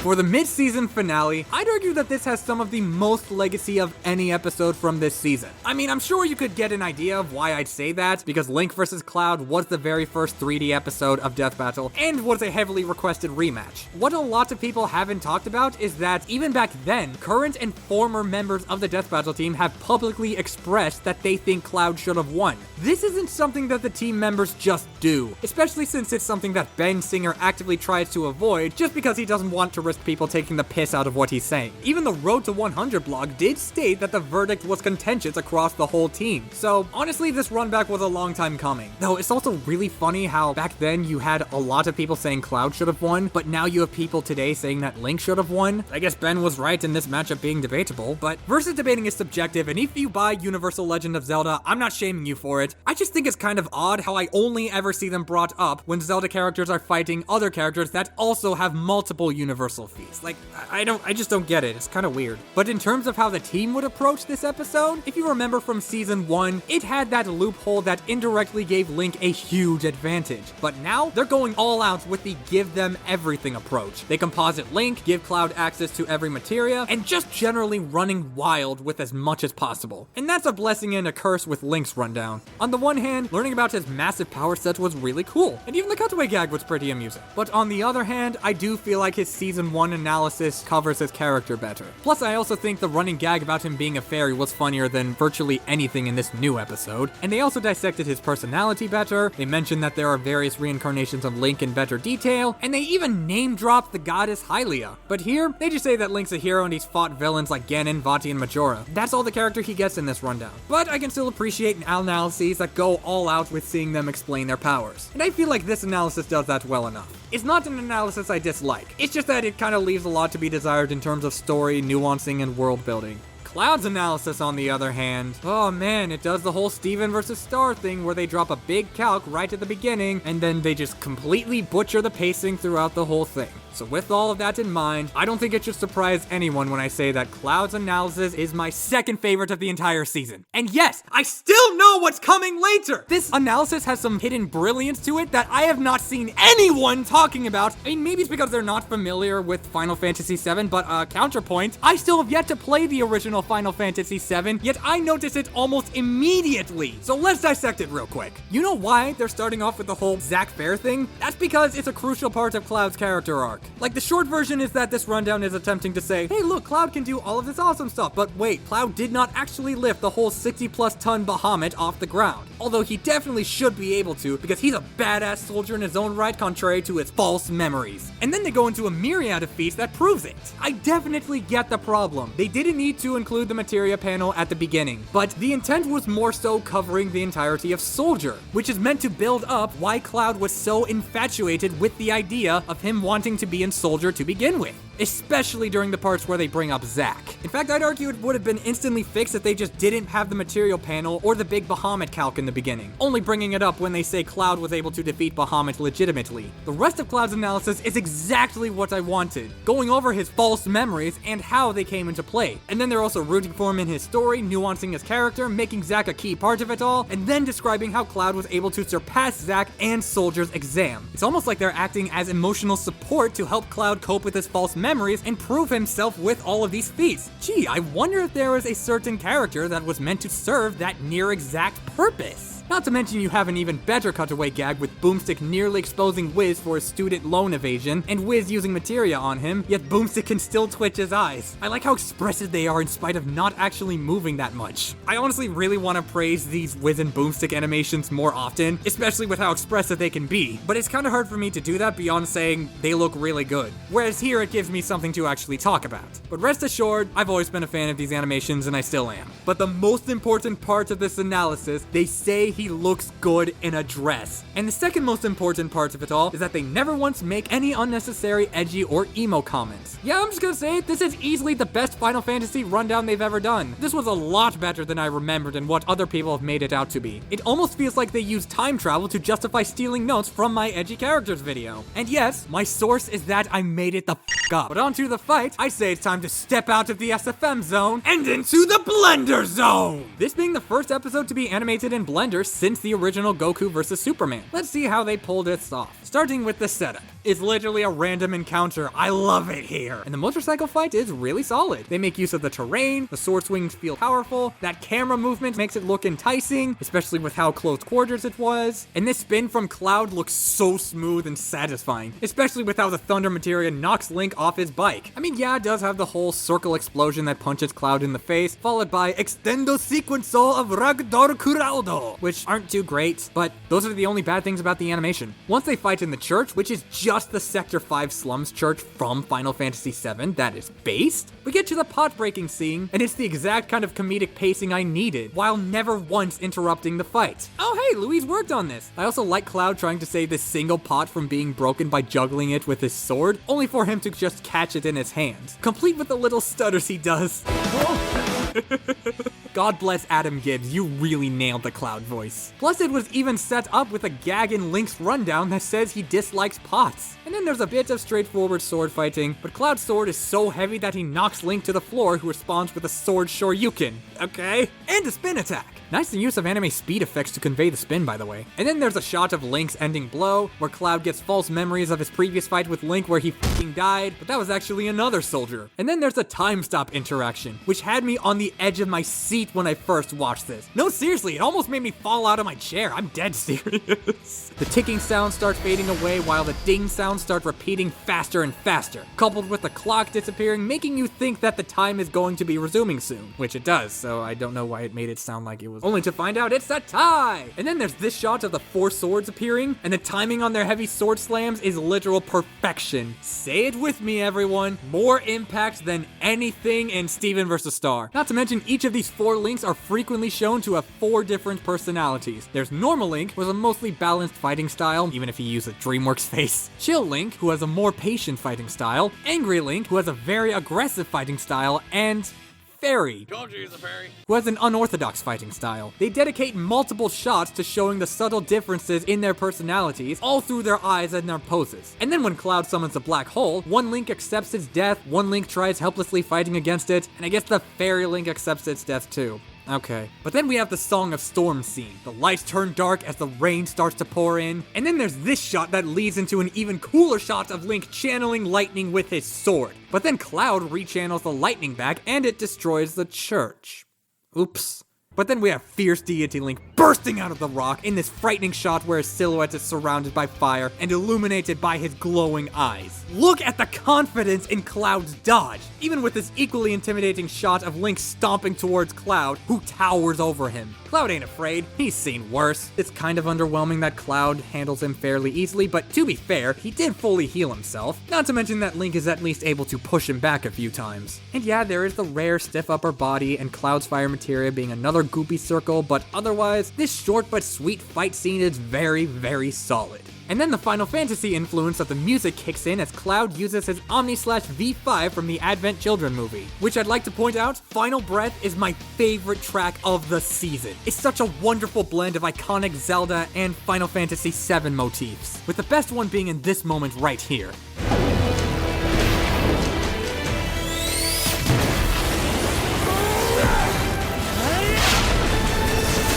They made the Zelda theme sound scary. God bless Brandon Yates. And then we get to the ending, and I'm not a big fan of the Les Mosey line. It's a cool line, I know, but this is probably the one reference that feels shoehorned. And I do mean one reference, because the other ones are implemented insanely well. Like there's the shot from the motorcycle fight, which references Cloud Smash 4 artwork, and then there's this shot, which references the Final Fantasy VII menu screen, and it has a slew of references to the original Link versus Cloud. The ice arrow scene is just the exact same one from the episode, obviously with way better execution. And the bomb scene is also a point-by-point reference of how Link used his bombs, but this time it's in conjunction with the ice arrow scene that knocks Cloud over. So now there's an actual reason why he's lying on the ground in the first place. I'm genuinely surprised that no one else is talking about this. Like, seriously, can we normalize going into the nuances of what makes this episode so great? Please say yes, because there's actually no reason to say no unless if you dislike the episode, which, by the way, is perfectly fine, as there are some people who do disagree with the outcome, and I'm not here to antagonize those people. Though personally, I do think the conclusion is solid enough. Not much to say, but they cover the abilities and arsenals fairly well, calced reasonable numbers for their stats, and gave a better explanation of Supernova when compared to Sephiroth's episode. Finally, the perfect Final Fantasy VII episode. Please, give it another watch if you haven't done so already. 94 out of 100. And aside from a Tifa run back, I can hope that we'll get some other Final Fantasy games represented on the show at some point. I know they have interest, and I'm looking forward to whatever matchups they got cooking. I mean, given that Lex was in this season, I suppose it was only a matter of time before Tony showed up. And I guess you might as well have Batman, once again, be the first time a previous combatant can return after already returning. Not only was this another Marvel vs. DC Legacy matchup, but it finally gives a valid reason for Batman to come back. The Hellbat armor. Unlike Batman's previous 2 episodes, they let him use unique parts of an arsenal, for the most part, and surely Iron Man's got a lot of cool stuff to work with, so I'm looking forward to seeing how this one's gonna go. Let's start with the analysis. Mommy and Daddy got 360 no-scope. Really, dude? It does retread some old ground like why he refuses to kill, but when they talk about the Hellbats, it is some cool stuff. The armor's weaknesses especially were neat to learn about because they're based around his physicality. You know, since Bruce can't keep up with the rest of the Justice League without it, it's some very nice stuff going on. I was never too familiar with the Hellbat, but they made it sound like one of the coolest armors in comic book history, if not of all time. And given how it's only had cameo appearances in non-comic book media at best, it's a really novel concept. But Tony's rundown, I'd say, was better overall, even if it is mostly because he had way more to offer with his return. But hey, at least we finally get to learn about his various armors as opposed to just 2 of them. And then there's also the laser joke, which I thought was good, with Wiz being excited to learn about what they can do, only to be instantly cut off by Boomstick's delivery of, "A laser it is!" And there's also this excellent note of where they begin the analysis by saying that he didn't have much of a heart, saying that he had even less after his capture, and ending it off with saying that Tony had a heart of gold while playing a clip from his memorial in Avengers Endgame. Mwah! Yet another pitch-perfect moment. You'll love to see it. The episode has my favorite editing of the entire season. Moments like the stealth clip from the cartoon being hidden by a speck of dirt on the card Bruce is holding, which as it turns out was a custom-made effect that seamlessly blends in with the snippets from the comic panels. And then there's also Tony's comic panel being lit up by camera flashes that are small enough to hide the cutoffs from his silhouette, and everything to do with the Godbuster armor, barring this circle gradient, which is sticking out a bit too much, but masking the effect and making it an overlay is a very easy fix, so it doesn't take away from the edit in the slightest. Certainly not with the perfect usage of sound effects and the snappy edits. Like, just listen to them! Literally Iron Man going Super Saiyan. The Godbuster was so powerful it destroyed the entire Escape in a single blast. But now we got to listen to this part of the fight. Oh, wait, we can't play that part because of copyright. As for the setup, I appreciate the efforts of making these sprite stand-ins look dynamic, but Tony's looks a little flat for most of these early shots. Bruce's look mostly okay since his cape already creates an illusion of 3D space, but Tony's shoulders and head look like they're on the same layer as his back. And given how they don't move too much, it makes them look even less dynamic. The puppet rigging is still good otherwise, even if it's not as good as it was in Poe vs. Iron Fist or even Shadow vs. Ryuko for that matter, but these first few shots look off in comparison to everything else. Otherwise, I think the setup gives us that pure crossover feeling I enjoy from a few of Season 2's repertoire. Though I do have to ask what this watchtower was even doing in the first place. Like, what's so bad about Bruce playing Kimi no Dancewa on the loudspeakers? I like that song, Tony! Don't be an anti-weeb! Looky here, Batman finally has a voice actor, and it's Johnny! And what do you know, it's basically everything I wanted it to be. I am mixed on Tony's new voice. I would have liked Chuck Huber to return, but he's such a huge name in voice acting, it would honestly have been more surprising if they were able to get him back. Then again, he is voiced by Reagan Murdoch, who is the voice of Best Boy Aki Hayakawa, and I think his performance as Tony is still decent. None of his line reads are bad. I just think the voice is a little too different for me in a way that I can't seem to explain. But, oh well. Let's start with the fight, and is that the fire green screen from Terminator vs. RoboCop? Never thought I'd get to see you again, but you're looking awfully saturated, I guess. The rest of the fire and the explosion effects are really good. Why is this one here? But onto a more serious note, I can mostly understand why the Hellbat is the only suit Bruce uses. If I remember correctly, the research team's interpretation is that the Hellbat is Bruce's strongest suit, and his other suits get stat stomped by the Godbuster alone. In the context of the animation, it also makes sense since the Watchtower is in danger and Bruce would only have time to get one suit. So of course he'd get what's supposedly his strongest armor. However, they still bring up other suits he has, notably the final Bat suit, which has mind hacks that makes the matchup much closer than you might think. I wasn't expecting them to give him things like the Mother Box or whatever, but I was at least expecting them to acknowledge the final Bat suit in the conclusion. If it couldn't be a part of the animation, I would have added a scene where Tony's repulsor beam destroys it, just so the rest of the animation could play out like normal. But either way, I don't think there should have been any time dedicated to Bruce in his normal costume. Aside from the ending, which I'll get to later, but not here. I know it's in the thumbnail, but the Hellbat is what's being covered, not his gadgets. But then we leave the Watchtower and Bruce destroys it for no reason. Oh, hi frame counter. But then they fight on the planet and things get better from here. Like the neck crack scene is pretty satisfying to look at, but the I am Iron Man exchange feels a little shoehorned actually. Bruce's I am Batman isn't prompted by anything Tony says or does, so the impact of Tony's response is way weakened. However, this army fight with all the suits is fast-paced and exciting. It perfectly sells me on how powerful the Hellbat is. Plus it makes this exchange even better. I've got a suit for everything, Bats. Including busting wannabe gods like you. Bust this. Though I'm I'm not sure why it bodies the Godbuster armor when they literally say that it's stronger than the Hellbat, but at least the scene is still really cool. Especially with, oh, is that an infinite zoom effect I see? Alright, I see you. And then you also have this beam struggle, which is pretty similar to the one from Genos vs. War Machine, but I also really like this one too. Then we get back to Tony, who uses the virtual armor to block his punch and hack his suit, I guess. Not sure why Bruce is punching forward instead of trying to move out of the way. Even if you break free, that punch isn't gonna do jack shit. And if they were trying to convey him getting out of the way, then just reverse the animation. That's it. Bruce in general has been acting like a brain-dead brute throughout the entire fight. Can you believe that this Batman episode takes an L from all of Bruce's other episodes? Including his fight against Black Panther, mind you. Like, those episodes had him using stealth at minimum and intelligent time management at maximum. This one doesn't have any of those. Then we have the ending. I really like the final bit where Bruce is forced to escape the Hellbat and fight Tony man to man. Even Tony's response was a fun use of one of his best quotes from the MCU. And the fight does a good job of highlighting Bruce's clearly superior CQC. Though a lot of people were confused as to how Tony was able to get the nano armor on Bruce during the Watchtower when he grabbed Bruce by the neck, but to be fair, Tony's armors are usually equipped from the leg up. To me at least, it's not too hard to believe that the same thing is happening here. No, the actual problem is that the model... To me, the actual problem is that the armor, the name... To me, the actual problem is that... No, to me, the actual problem is that the armor... Oh my god, say the... To me, the actual problem is that the armor he name drops... I did it! Model 58 was never mentioned anywhere outside of the fight. Not even in the conclusion, aside from a vague line that could be referencing it. But they say armors, plural. It's not that big of an issue as it was in Wally vs. Sonic since Tony has over 100 armors, so I can still excuse or at least understand this. But they don't say that this is something that he can do until the conclusion. But still, the death itself is really cool, even if it forgot to disintegrate the boots.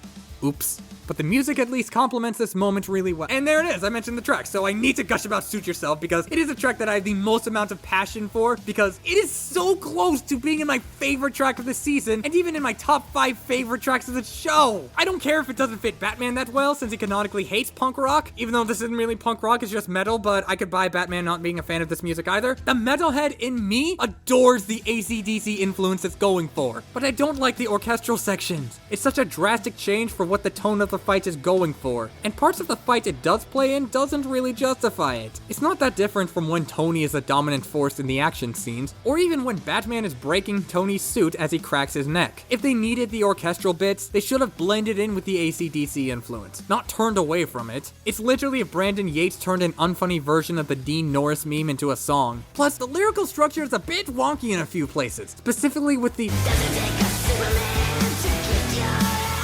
This is not consistent with the rest of the flow that the song has been going for, which was really, really well done up to this point. I would have gone for like something, it doesn't take a Superman to kick your ass! At least the rest of the lyrics are good enough, and the AC/DC influence is passionately brought to life. And I really, really want to love it. But I'm Arrow A, so I'm incapable of loving anything. That's enough about the track. The conclusion, it's okay. I guess their argument works, even though it's kind of dumb that they unironically said how Tony didn't even need to be in the fight. Like, what? What is this point, and why are you trying to make it? But to their credit, nothing is contradicted. I just don't think they needed to bring up the normal Batsuit since it's not the focus of the fight. Or if they needed to, they could have just skimmed over it. I really like some aspects of this episode. It has so many really cool moments here. Like that army fight, some really well done effects, the death. I really wish I could call it good, but it's just decent. The higher end of decent, but still decent. 70 out of 100. If nothing else, I do like this episode more than Bruce vs. Peter.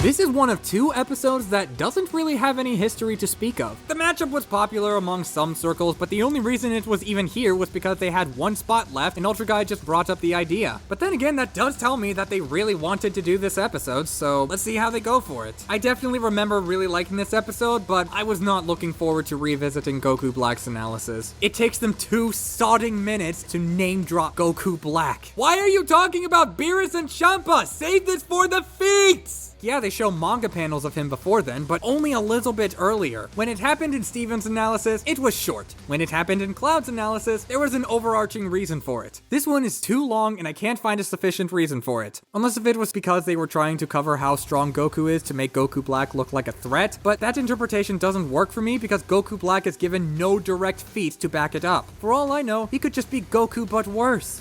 Which he is. And you also have the glorious burp and fart at the same time, which had no reason to be written in there. And then there's the Dragon Ball Abridged clip, which adds nothing and breaks the pacing for no reason. I barely got anything substantial from it because there is no consistency to when they talk about story or versus stats. I was at least expecting a half-decent respect thread, but I can't even find the respect thread in this. Like, jeez. Goku is more feats represented than Goku Black. I'm just gonna say, I think I would have preferred them keeping the Super Saiyan Karen joke from his preview, because at least it's a joke I find ironically funny. Though there is Wiz being shocked at Yamcha being a hero, which, okay, this was cute. And then there's Boomstick's running gag on how much he hates time travel, and okay, yeah, the editing's really good. But then again, Reverse Flash's analysis is the polar opposite. They actually show a ton of respect to him. I mean, yeah, they poke fun at his name, but for one, his name is Eobard Thawne. And for two, they only do that to set up the reveal of Thawne being Barry's greatest enemy. Boomstick makes fun of it twice, and then they cover how he looked up to Barry, and then they bring up how he would be named Flash's greatest enemy, using his name to convey that. Rule of 3 works every time. Not to mention you have some other moments like Boomstick having an existential crisis, and the editing here, it is so much better than even Goku Black's, using these derpy looking comic panels to represent Thawne's less villainy point in time, and these harsh scans with his emotionless eyes covered in black or glowing red colors, often used to convey his rage or how much of a threat he can be. On top of having plenty of other Gaussian blurs, custom 2D lightning effects, impeccable uses of shake effects in his hands, and the classic comic book panel editing. Seriously, there are some shots that took Nick multiple hours to work on, and that's not even mentioning how his likes and dislikes exclusively consist of Barry Allen.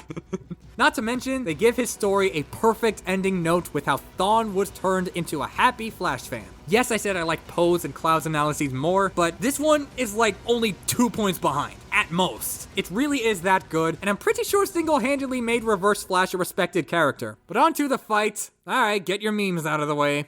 It was me, Barry. Not even 5 seconds in. And yeah, that is Valentine Skokes, the guy who popularized that meme in the first place. Absolutely peak casting choice. And hey, Michael Kovac also does a really nice Goku Black, perfectly capturing his ego, arrogance, and anger. And then the fight starts with Thawne being a petty little troll.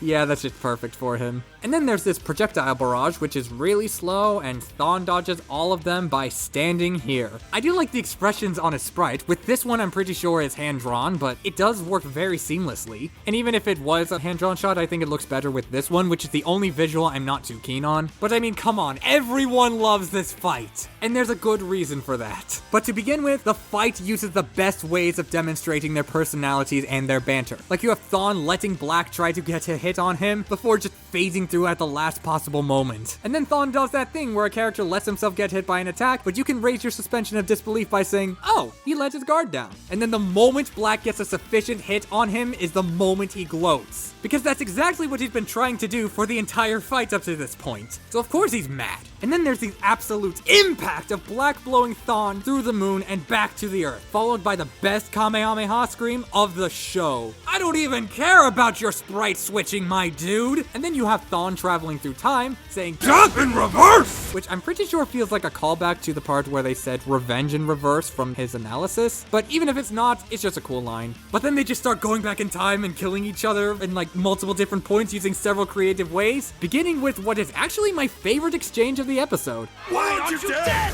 You see here, this exchange is probably the best way of demonstrating the contrast in their personalities. Thawne says it out of genuine surprise, and Black says it out of frustration. And then you have all sorts of other moments, like the other Goku Blacks turning into Nemesis Bloodreich for some reason, but oh wait, I think this means that Thawne killed Nemesis Bloodreich. "It was me, Nemesis!" And Thawne being the actual result of Quicksilver's death. That's just perfect, especially with the "it was me" line from the track syncing up with it flawlessly. Not to mention, this whole sequence determines one way how you can make a stomp fight really fun to watch. Just make the characters nearly impossible to kill. I mean, they're both living paradoxes, so it works to this fight's favor because we get to see all of Thawne's win conditions in the fight, and even plenty of other abilities from Black that can also be used to seal the deal. Lest we forget that this fits the matchup's core theme perfectly. And then after all of those murders, you have one final exchange with Goku Black describing the work of a god, and then Thawne saying, "Threats to a living paradox!" That is rad.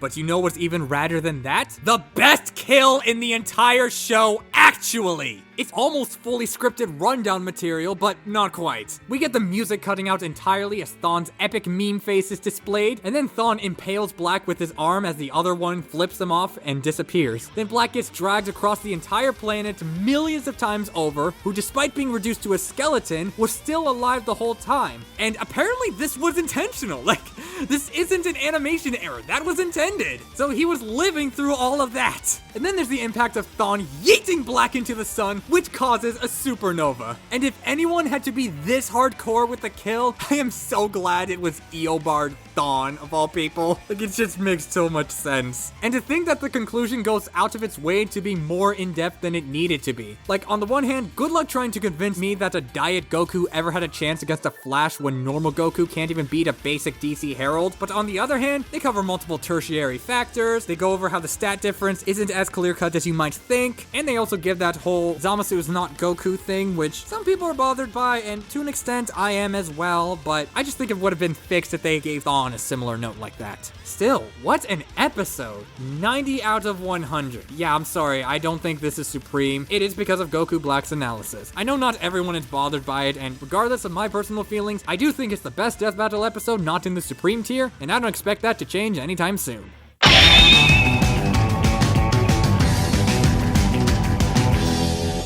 The history of this matchup was more that Chad had always joked about doing it at some point. It was already confirmed for the episode 150 milestone before the season was even planned. I'm sure that this could be a really fun matchup that absolutely nobody would take any issue with whatsoever. And as we all know, everyone loved the other milestone episodes with no one giving them low scores in any way, shape, or form. I thought that the analyses were interesting. It feels more like one normal analysis with both combatants flowing together seamlessly. It has a decent collection of jokes, but I prefer its structure because the pacing is immaculate. Plus, the shorter length of the analyses give it the vibe of a season 1 episode, which makes me feel very nostalgic. And I also liked hearing Wiz being so shocked over Kool-Aid Man's weight. The delivery just makes it feel so genuine. And I also like how they're upfront about Jocelyn being shoehorned in the episode to make a calculation. Wait, wasn't she supposed to be an intern? When did she become an IT girl? Whatever. Even the combatants are actively a part of the analysis. It's very fun stuff, and we get some really spot on impressions. Anthony Sardina's Randy is very spot on to the original actor, and Tom Shock as Kool-Aid Man, you know, for a guy who is so iconic in the Death Battle community, I think it's kind of a surprise how his debut role was f***ing Kool-Aid Man. Yeah, well, it's still a charming voice, and I'm not trying to pretend it's not. But on to the fight, and I think it's overall a lot of fun. I really like Randy tilting the divider line to get an advantage, and Kool-Aid Man reversing his time to dropkick Randy, even as the animation's a bit limp, but whatever. I think the only part of the fight that actually bothers me is the elbow drop. For such buildup, the explosion looks so weak. Like, you can see the people who aren't that far away from the fight. It should have just been a close-up, or like, better yet, have the explosion tower over the entire forest. But that's about it. I mean, sure, it is kind of weird how the analysis randomly continues in the middle of the fight, but I still like how they depict Macho Man and Kool-Aid Man reacting to the things, but then again, they recreate the creation of Atom Paint. That's epic. And then there's the stop-motion part of the fight in the Kool-Aid dimension, which is just so well done. It has all sorts of bright and pretty colors. The expression work is arguably even better than it is in the rest of the animation. I mean, yeah, it was technically spoiled before the episode aired, but remember, I was not a part of the community until around the middle of season 9, the aftermath of this episode, by the way. And once they get out of the dimension, we get a really cool moment where Macho Man literally drinks the entire Kool-Aid essence within such a short span, followed by Kool-Aid Man's "Oh no! As Randy drinks him out. And then it starts playing Pomp and Circumstance, and I hate Pomp and Circumstance! But it's synonymous with Randy, so it's not the episode's fault. Oh, but there's one last part of the animation. In my opinion, it's something that we need to talk about. Okay, so a while back, I was streaming Fire Emblem Three Houses. Cough, cough, cough, cough, cough, cough, cough, cough, cough. Go watch my streams. Cough, cough, cough, cough, cough, cough, cough. A while back, I was streaming and someone in the chat randomly brought the episode up and said how the intent was always meant to be the stomach. He said he got this from Origin. What's interesting to me is that Origin didn't animate the episode, so I guess maybe he probably heard it from someone else, but I feel like it was better to ask someone who did work on the episode. So I hit up Luis because I was already able to slide into his DMs whenever I wanted to, since he did work on the episode, so it made sense to ask him. And when I did, his response was this. Okay, I guess this technically does deconfirm that it came out of his stomach, but at the end of the day, no, this was not a heart-related death, no, this was not intended to be his blood, and no, Kool-Aid Man did not turn Macho Man's blood into Kool-Aid. He was only manipulating the Kool-Aid that was already in his body. Also a reminder that the human heart is not in the dead center of the chest, it's actually much closer to the left side of the rib cage, which was not where the Kool-Aid was coming out. If anything, the Kool-Aid is coming out on the almost opposite side of the heart. But still, this death definitely got a rise out of lots of people, and I guess I can understand why. Even if this is supposed to be a fictional persona of a real person, this is still a real person. But at the same time, let's not pretend that this is anything even 0.5% close to an episode like The Mistake, for instance. Rather, it's more like Chuck vs. Segata, where not only do they focus on the fictional persona above the real person involved, but they also hype them up as if they're the coolest motherfucker on the planet. So yeah, there is very obviously no ill intent or distaste for Randy as a person, and even though they were gonna have him die, they went out of their way to assuage the inevitability. And yeah, I only talked to one person who worked on the episode, but given that other people have talked to other people that worked on this episode, and from what I was able to tell, they also were able to disprove this, I think it's safe to say that it was not meant to be a heart-related death. But that's all I'm gonna say about this moment, so let's end this off with the conclusion, and on the one hand, greater than even Rassler's theoretical planetary feats. What do you mean theoretical? They never once tried to debunk them, so why are you saying that now? But on the other hand, Jocelyn and Dummy play off of each other so well, with Jocelyn's peppy energy and Dummy's nihilism make their banter so much fun, especially with this last exchange that never fails to get a laugh out of me. Was that a joke? Do you have an off switch? Yes.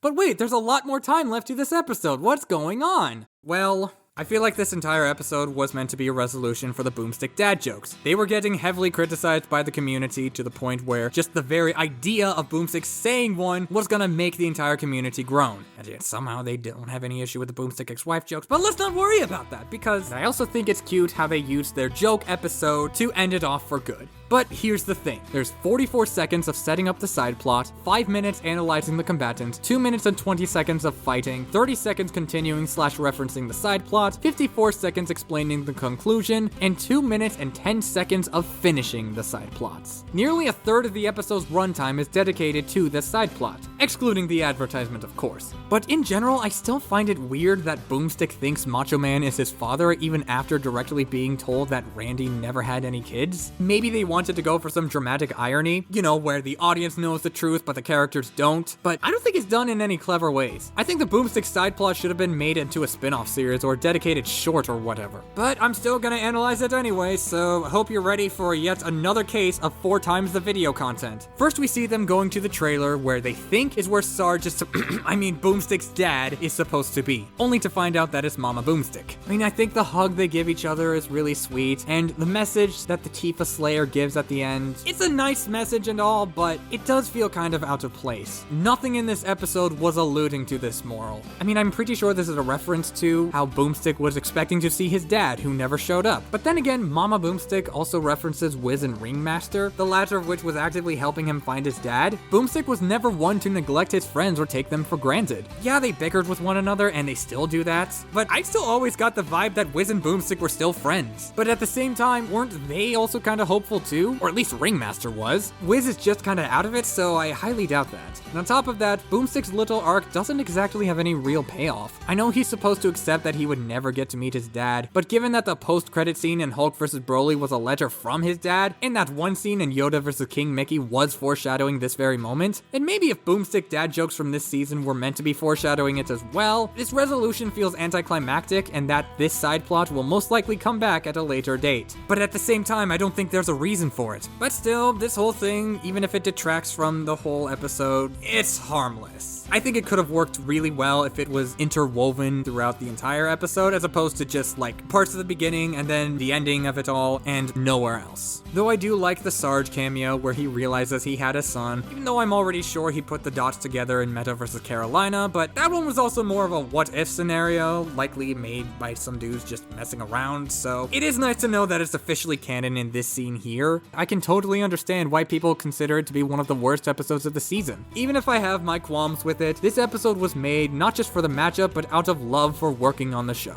I mean, I'd assume that every episode was something the team wanted to make or at least had fun with, but here, it is hard to ignore how much of a passion project it is. I think it's really fun, at least when it's focusing on Macho Man versus Kool-Aid Man. It's just that the Boomstick side plot leaves a lot to be desired. But hey, I don't think it's a bad episode. 61 out of 100. And if nothing else, it means that we can finally be rid of those Boomstick dad jokes. Now, can we get a resolution for the Boomstick ex-wife jokes? Please say yes. But with all that being said, the best part about a milestone episode is the next episode. It always happens to be a matchup I'm super excited for, and it tends to be one of my most wanted matchups, so let's see what this one's gonna be.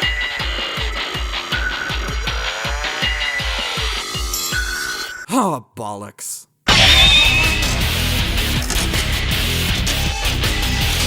Look, I have nothing against this matchup, I was just not looking forward to this at all. And I know it was technically confirmed before the season even began, but Dio versus Alucard seems like it was just vampires. Though to be fair, there's a lot more connections than that. But as far as this episode's history goes, I'd like to start off by differentiating rivalry matchups and legacy matchups. The term legacy has been thrown around a lot and not everyone seems to understand what it means. It's almost a buzzword given how so many people try to use it to make their matchup seem cooler than it actually is. But let me give my take here. Rivalry matchups are exactly what you think they'd be. Matchups involving a series rivalry. It's not just two series being compared, but series that actively competed with one another during their heyday. You know, your series pairings like Mario vs. Sonic, Infamous vs. Prototype, a good chunk of fighting game matchups actually, and two comic book series that I'm pretending to forget the names of for the sake of a lame joke that I'm just gonna drop by the start of the next sentence. Even this season had other rivalry fights like Lex vs. Doom and Steven vs. Star, for example. Legacy matchups, however, don't always involve a rivalry. Sometimes it's a matchup featuring two characters people really want to see fight for one reason or another. I mean, legacy matchups can involve rival series, but let's just say there's a good reason why Mob vs. Tatsumaki is the only popular Mob Psycho 100 vs. One Punch Man matchup, and no one in the history of ever would request something like Mob vs. Saitama. To simplify this whole tangent of mine, rivalry matchups focus on the series while legacy matchups focus on the characters. Assuming you can find a ton of forums from across a decade or something, yeah, that should give it a decent legacy or something of it. Goku vs. Superman is easily the biggest example of a legacy matchup, but we also saw some of these last season with Flash vs. Sonic and Hulk vs. Broly. There's no rivalry between any of these series, at least as far as I'm aware, but the characters have been pit against one another in these versus debates. You can feel free to disagree with my interpretation if you want to, but I know for a fact that Dio vs. Alucard was the vampire legacy matchup, and I know it focused on them specifically. Liam Swan in particular has this as one of, if not his all-time favorite versus matchup. It's just that for me personally, I never got the appeal of it beyond its legacy. Of course I do now, and it's not like I have that strong of an opinion of any of their other matchups, Shin being my favorite Dio opponent in case you're curious. But Alucard is a character I've seen so many people want to return, and I don't think he needs one. I understand why people would want him back, but there's a difference between finding Al a matchup that can stand out from Dio Card and trying to make him an opponent for every character in fiction. Seriously, Reddit, Alucard is not that interesting! Although it would have been nice if the post-milestone episode was another one of my most wanted matchups, I can get over it. This was a JoJo episode announced after I became a JoJo fan, so maybe I'll be able to get more out of Dio's analysis than I expected to. Right off the bat, Dio's analysis has more of that stellar editing. The manga panels and anime clips flow seamlessly with each other, and the nifty movements of the characters is also appreciated. Plus, you even got a few Easter eggs here and there, like this one where they say Dio has been out too long in the midnight sea. As for the writing, I liked it a lot. It covers all parts of Dio's story. They do a nice job covering his Stan's origin, his plans to achieve heaven, and how a loyal follower would eventually succeed. Except for the parts where the universe was reset again, thereby screwing over his success. Man, Liam is a total hack, isn't he? Kidding. I already know he did a great job with the comedy of this rundown. Ow!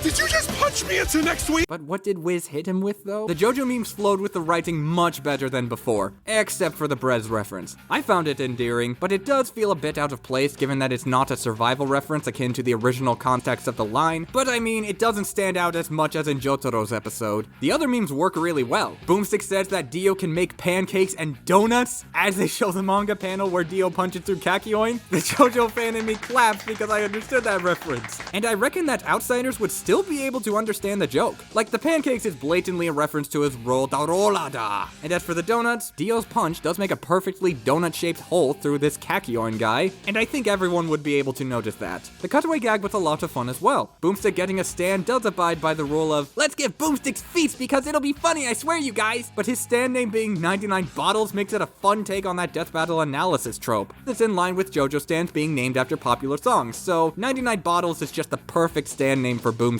While it does have Wiz instantly recover from being transmutated into a giant can of beer, Alucard's rundown establishes that Wiz is able to resist the transmutation. I know we're skipping ahead a bit, but I think it should be fine to do so here because it's an aspect of a running joke. But I guess this would be a good time to talk about Alial's rundown, wouldn't it? I didn't think it was as good as Dio's, at least in terms of editing, but that's mainly because I haven't watched or read Hellsing, though I do plan to at some point. And I gotta say that the opening has some of the most immersive storytelling since Doomsday's Analysis. The editing, the selected clips from the series, Wiz's spiel about people with no fear and monsters, the natural segue into covering the Hellsing organization's history, even the royalty-free music all add so much to it. I really enjoyed learning about him. They covered his powers, feats, and weaknesses in enticing ways and made that continuation of the 99 Bottles gag that I mentioned earlier. I'm not sure how I feel about Wiz claiming to have consumed millions of souls, however. I'm sure there's a scientific explanation for that. And Alucard's ending note is also really deep and really got me to care about the character. And I have heard that Hellsing fans say that this weaves in his character arc very subtly, so good job, it's a solid analysis. I just wish I had more to say, but I just really want to talk about the fight. I think that the start has some solid atmosphere with a dark aesthetic, and the coach that Dio's writing in is a direct reference to the very beginning of Phantom Blood, and this shot is recycled from the DBX, and I don't like DBX. Bad episode! But let's give this opening exchange a chance to redeem itself. You interrupted my dinner. Funny, I was just thinking about having mine. Then by all means, take a bite. Yep, this is referencing exactly what you think it's referencing. Takahata gets to come back as Alucard, reprising his role from Hellsing Abridged, and instead of being voiced by my favorite voice actor of all time, Dio is voiced by Reds! Sparrow! Yeah, I'd argue that this was what made Tom Shock a household name, at least for the Death Battle community. He doesn't sound like Patrick Seitz, although I do think he's taking more inspiration from Part 1 Dio than Part 3 Dio, even if he's not going on for a full-on British accent. It's more so down to his mannerisms. There's less of his subtle insanity from Part 3 and more of that superiority complex from Part 1. But that Dio's my favorite, so yay. As for the exchange, I like how there's a subtle tinge of malicious intent when Al says, having mine. It has more of that casual hatred that I'd assume a guy like Alucard would have given this episode's description of him. And once they start fighting for real, it has some standard gunplay, although I like this part of Dio flicking back a bullet without even looking at it. It's just such a Dio thing to me. Though I'm not a fan of this shot not being color corrected properly, nor am I a fan of Dio dodging Al's bullets by... Wait, actually, I think he's dodging the bullets by laughing. Okay, that's really funny, actually. But I am a fan of Dio's knife storm. Not only does it look really cool and feels like the knives are everywhere, but they even added the detail of Dio needing to break into a knife store, even with this shot of the windows breaking. Next, we have this exchange. How oh so very weak, dog. You thought you'd triumph, but it was I. Dio? If I'm a dog, your dog too. Oh hey, it's exactly like their end clips. I can only imagine Dio's scream implied that he was narrowly escaping from Baskerville, and then he got so pissed that he just summoned a steamroller. This is already better than the entirety of Eyes of Heaven, by the way. Though there was a scene cut from the storyboards, that being this shot of Al pointing his gun through Baskerville's mouth and shooting Dio, which even though this part of the fight is rad, I definitely understand why it was cut. The conclusion never explains how Al's bullets would affect Dio, so seeing him get shot by several of those bullets and somehow surviving with no explanation would have been so whack, even for someone someone like me. And there's this line from the teaser, but I think cutting it down was for the best. And that's because they don't have Al showing any visible care or concern until the ending, which I'll get to later, but Al having any fun at all during this point probably would have hindered my immersion, especially since it's meant to follow one of Al's bone-chilling laughs, which by the way, there are plenty of, and they're all excellent, whether they're subtle, lazy, or just outright maniacal. But then we see this ocean of blood, and Dio is actually kind of freaked out, which I imagined he would be given how he likes to kill his opponents effortlessly. And once the ocean engulfs the world, it turns the entire area red. No, not just the sky, not just the ground, literally the entire area goes from a navy blue to blood red. Notice the red overlay during the zombie horde fight. I will admit I prefer the zombie horde fight from Leon versus Frank, but the gap between those two is about as big as a blood cell. Like here you have the world and Dio fighting all of them back to back, and there's also this part where Dio gets stuck in 2 zombies and the world has to help out. And then we get to the exchange where Al turns into Dracula and says that he's a real vampire. I don't like this line too much. I didn't get the reference on my first viewing, and while I understand it now, it feels even more forced. But in order for me to explain that, let's take a break and talk about the usage of references real quick. Season 8 probably has the most amount of references used for dialogue when compared to every other season. In some ways it works, and in other ways it doesn't. Yoda vs. King Mickey is a solid example of the right and wrong ways to do it. With Yoda's do or do not quote, the reference is implemented very well because Mickey's line is not focused on the I can try, as I mentioned when I covered that episode. But on the other hand, Mickey's laugh it up fuzzball is not a good use of a reference, at least in terms of delivery. The intent was likely meant to be a playful exchange, as if Mickey was amused by Yoda's little prank. But instead, he comes across as peeved for some reason, which makes the reference feel like it was shoehorned as dialogue. With Dio Card, it has a lot of well-implemented references. I like the dog food exchange, and the visual references were very much appreciated. But a buddy of mine who is a huge Hellsing fan, and is a fan of Alucard specifically, pointed out that Alucard has 6 lines of dialogue in the entire episode, and 3 of them are references. In contrast, Dio has 9 lines of dialogue, and I can tell you firsthand that the majority of them are not direct references. Some people are still happy to hear them regardless, and that's cool, especially since the majority of them are worked in naturally, but I personally find it a bit unbalanced in hindsight, and this abridged reference does not click with me in any way. But well, enough long-winded tangents for right now. Let's get back to the fight, as this climax is so f***ing epic!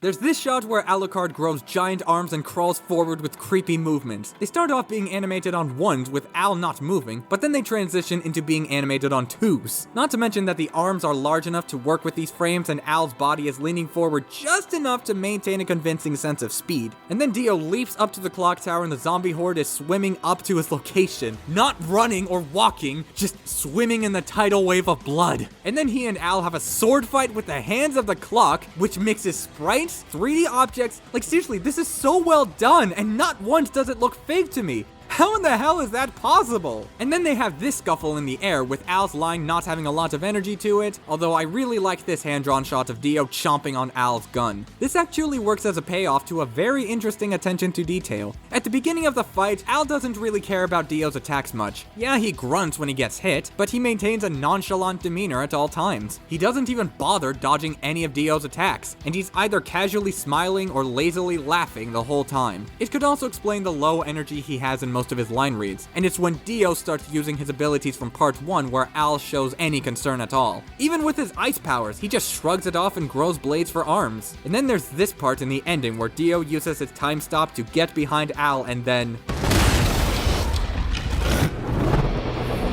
Look at the absolute dread in his face. Even his facial expressions in his sprite look mortified, as if he's finally lost all of his lives and will be unable to come back. Plus, it works as even more payoff for Dio getting the upper hand. Remember that he was starting to show fear of Al in multiple instances. This is why Dio eating the gun is such a massive power move. It's build up for when he stops acting afraid of Al's powers and regen and drops the best line of the season. I want to rule the world!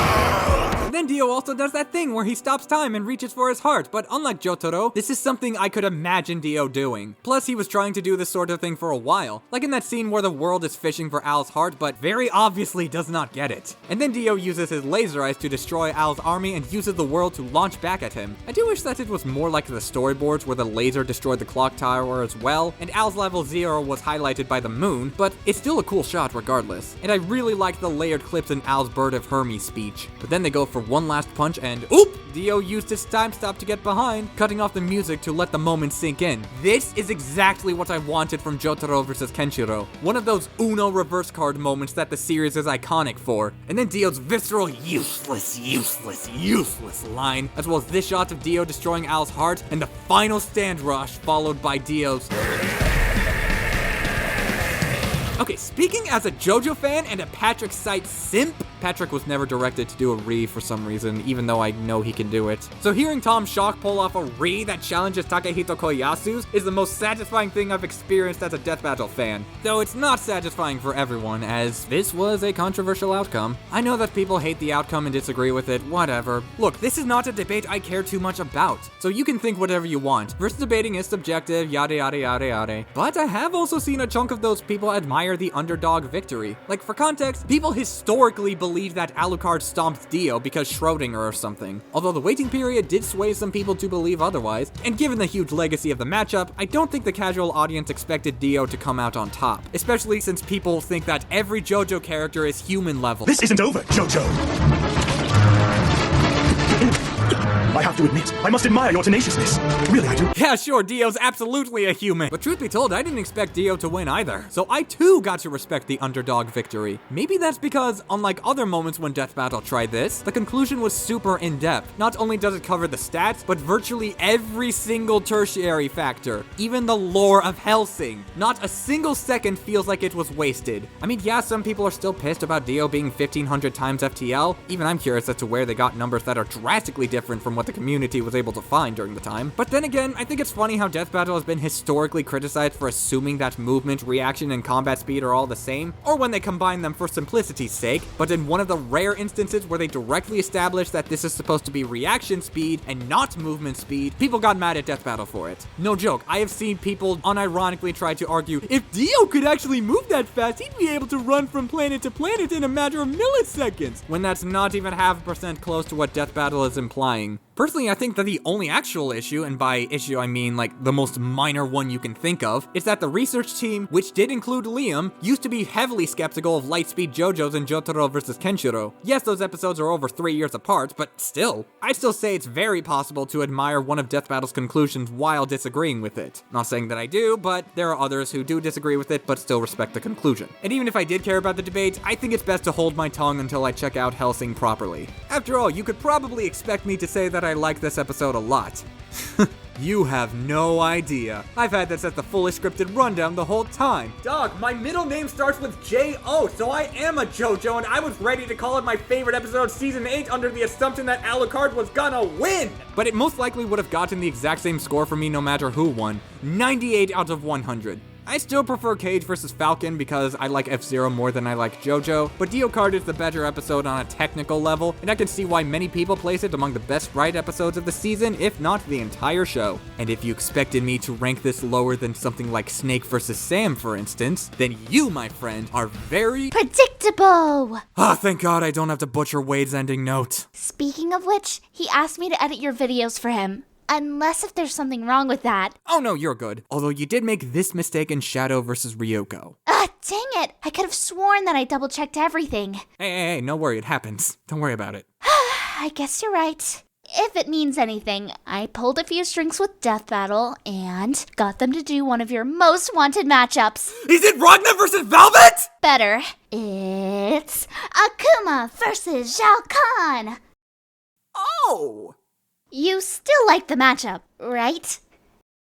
You still like the matchup, right? I think I'll get back to editing the rest of the video now. Well, I've got some explaining to do, don't I? I think I've made it perfectly clear that I really don't care for the vast majority of rivalry matchups, and I've especially expressed my distaste towards Street Fighter vs. Mortal Kombat matchups in particular. But Akuma Kahn being one of my most wanted might not be as unrealistic as you might think. I didn't start thinking this whole rivalry nonsense until well after the episode aired. But even if that was the case, I still consider Ryu vs. Scorpion to be the gold standard for good fighting game episodes on Death Battle, and to an extent good sprite episodes of the show as well. But with this one, the reason why it was one of my most wanted matchups also has something to do with why I think this was such a heavily requested legacy fighting game matchup. When Shao Kahn vs. M. Bison came out, the rhetoric I noticed quite a lot during the time was Shao Kahn was better off fighting Akuma, as this was a total washout. And not only did I buy the rhetoric, but the idea actually appealed to me more than I expected it to. A lot of people say that the connections are just fighting game bosses who are known for being cheap. Speaking as someone who really doesn't like Mortal Kombat, that's a pretty shallow way to judge a matchup. After all, there is the whole thing where they one-up the initial series as antagonist, and how they travel the world fighting others for their own personal goals. Yes, those goals are different, but on paper it's still the same idea. Not to mention, with the season's history in mind, I think it's safe to say that Death Battle was very obviously going to feature a Street Fighter and a Mortal Kombat character in the same season. But onto the episode, Akuma's rundown was very solid, actually. The opening bit has this engaging intro on Akuma's kanji, but then Boomstick casually name drops him with the most blasé delivery. Okay then. But I still say I enjoyed the rest of the rundown. They updated the stats for the verse, gave shoutouts to Final Fight, and covered a lot of information on Shin Akuma and Oni. Plus they even dive into some of the nuances of his character, like how they mention he'd never smack a baby, and how his life is dedicated to the martial arts. I mean, they outright admit that they're compositing Akuma, which you think would be lame, but it really is the only way he could stand a chance against Kahn. It's very cool stuff that they never once talked about in his previous rundown, which mostly just kind of went over some fan theories. Also, Boomstick wants to cover himself in oil. Again. Kahn's analysis was not as solid, but was still alright story-wise. Although they once again do that thing where they have a cool setup and just limply name-drop Shao Kahn as if he's some other bloke. Even if it does have the best rendition of the Boomstick scenes the Mortal Kombat theme song gag. For such a big villain, he kinda deserved more gravitas than that. Though I did like the cutaway gag where Shao Kahn taunts Boomstick for his own weaker taunts, who I thought was gonna look sad, but he just looks more annoyed than anything. And I thought it was amusing. Though the rest of it did feel more like a respect thread, complete with scenes that have broken frame rates. And I would have preferred them showing more of classic era Shao Kahn, you know, the one that's actually a half-decent villain, as opposed to NRS Kahn, the one who is, NRS Kahn. But that's not really their fault. But then we go into the fight, which is considered to be the worst of the season. Let's see if I think that. The environment looks unfinished. I mean, I think I can understand why it's a barren desert, because Mortal Kombat does have some stages that take place in dry areas like those. Also, I'm a desert level apologist, so it was never gonna bother me. But at the same time, with those other stages, they still had things in them. All this place has is a few ruined pillars and some random building, though I am aware that the storyboards imply that this was supposed to take place in an actual arena. But on the other hand, I do like how Akuma uses these set pieces to do some cool wall jump maneuvers and some other fun acrobatic techniques. Even if this jump is way too floaty, but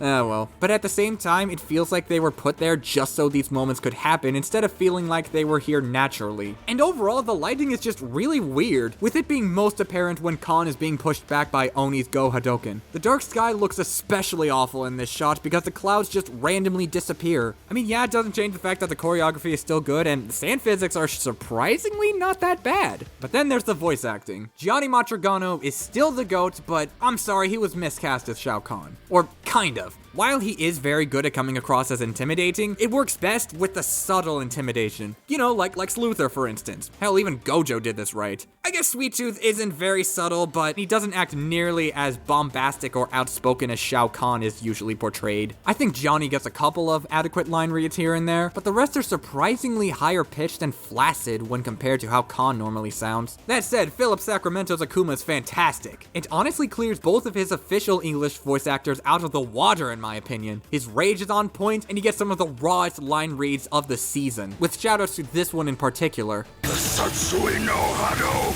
is mine! But then there's the fight. Do you really want me to say how bad this looks? I do like how the fight dynamic focuses on Akuma's mobility versus Kahn's raw power. Even if the animations aren't the best at communicating that, the dynamic is always prevalent. Though eventually Kahn is depicted as faster, even if he's not known for his speed, but he gets to adapt to Akuma's superior mobility over time. You know, a much better way of how he did it against Bison, for instance. I mean, it doesn't really change the weak posing, Akuma's moon jumping technique, or the fact that this is the worst model Shao Kahn has ever sorry, second worst model that Shao Kahn's ever had. That dragon motif does not work for him, I'm sorry. But it does have its moments like Akuma using his mobility to perform an ukemi off of the pillar to get another Go Hadoken, and Kahn's yo-yo thing is functional, but very slow, and not in the same way that his earlier attacks were slow. And this combo from Akuma looks pretty neat, except for the sweep. That's more of a step than a sweep, my dude. And then Kahn goes for some hammer attacks, but he moves by sliding his model around. Guess they really did outsource the NRS, didn't they? But Kahn's backbreaker maneuver is actually really solid. This is where he starts demonstrating how he's adapting to Akuma's mobility when he was getting fairly overwhelmed earlier. It's kinda lame that Shin Akuma gets bodied though, but at least the X-ray moves look, okay. I mean, I get that they're just PNGs, but at least the choreography is alright.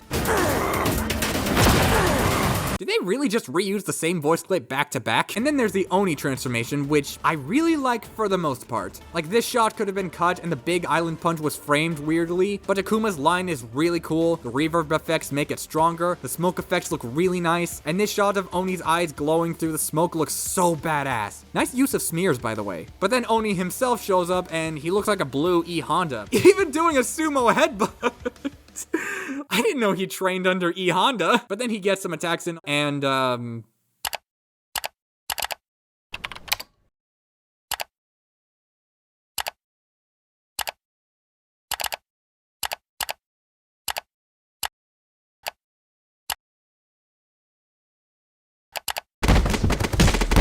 there's no VFX to mask the punches. The punches are animated way too fast, yet they don't feel fast in the slightest. And this shot is just stupid. I'm sorry. But then Oni randomly stops without a finisher and lets Kahn pull out a spear very slowly. Though I like seeing Oni jump off of it for a counterattack, but then Kahn's barrier gets replaced with an unanimated green circle, and it magically reflects one projectile that explodes in Oni's face. So like, where was Oni aiming at? I know that this is a barrage, but why are there no other effects? I'd say that in general, the VFX in this fight look really bad. We got some nice fire and smoke effects here and there, but the Go Hadokens look worse than the ones in his base form. Kahn's green effects look unpolished. The lens flare PNGs look funny.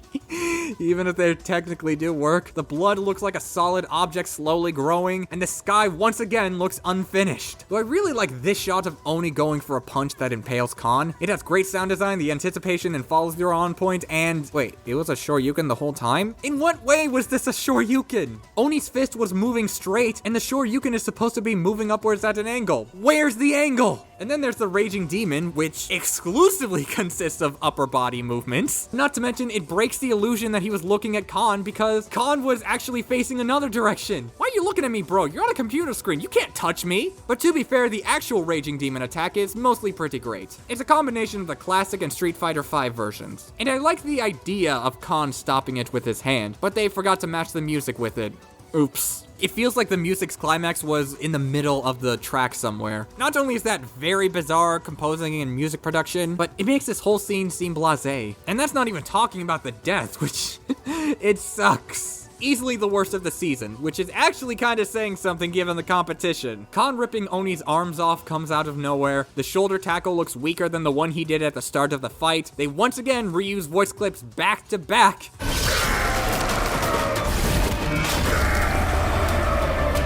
And the kill is from Akuma's point of view? Why even? Like, even as his head supposedly gets, smashed, it's implied that he can still see, so like, where's the kill? Also, flawless victory? Okay, I know it looks obvious that it's not, but I think this could explain why Kahn removed his own heart, as he was never concerned about his own chest, but at the same time, your chest turned into a donut. Why would you remove your heart? Then we get to the conclusion, and it's mostly good, but it's also the only conclusion of the season that doesn't have any black boxes, apparently. Like, that's a minor thing, but I was not convinced that Kahn could resist the Raging Demon. It's a move that eradicates his soul, and I've never heard of the idea that it could be interrupted through speed. Death Battle doesn't say anything about how Kahn would be able to resist the Raging Demon, beyond just saying he can, I guess. I think the rest of the conclusion makes sense. They prove that Kahn is faster and stronger than Akuma, and has a better arsenal. So yeah, that was really disappointing. I'm kinda glad this was episode 152 and not 151. But if nothing else, I still think this episode is far better than Blake vs. Mikasa. Like, both have bad animations, but one of them had a half-decent analysis and didn't make me groan several times in quick succession. Although since I brought up this episode, why did Torian work on Blake vs. Mikasa but not Akuma vs. Kahn? I I could understand Heihachi versus Geese being in sprite since there was already a 3D fight that I'd honestly say was more deserving of being in 3D, but Torian's best strength was hand-to-hand combat, and while he did improve at weapon-based combat, he still had to get a lot of help in Weiss versus Mitsuru, for instance. Why did Torian get assigned to the Ruby fight with swords and swinging, but not to the fight that is almost entirely hand-to-hand? Like, I guess maybe the new Blender/SFM team wanted to keep improving at it, and maybe it has paid off in some other episodes, but at the same time, you're telling me that the Blender team couldn't have made Blake versus Mikasa a really cool fight, nor could Torian make Akuma versus Shao Kahn way better? I don't know, I've just been unable to wrap my head around that. But as it stands, Akuma versus Shao Kahn is an episode where I constantly had to say, this thing was mostly good, but this one thing holds it back. Episodes like that would most likely fall around a 46 out of 100 in my book.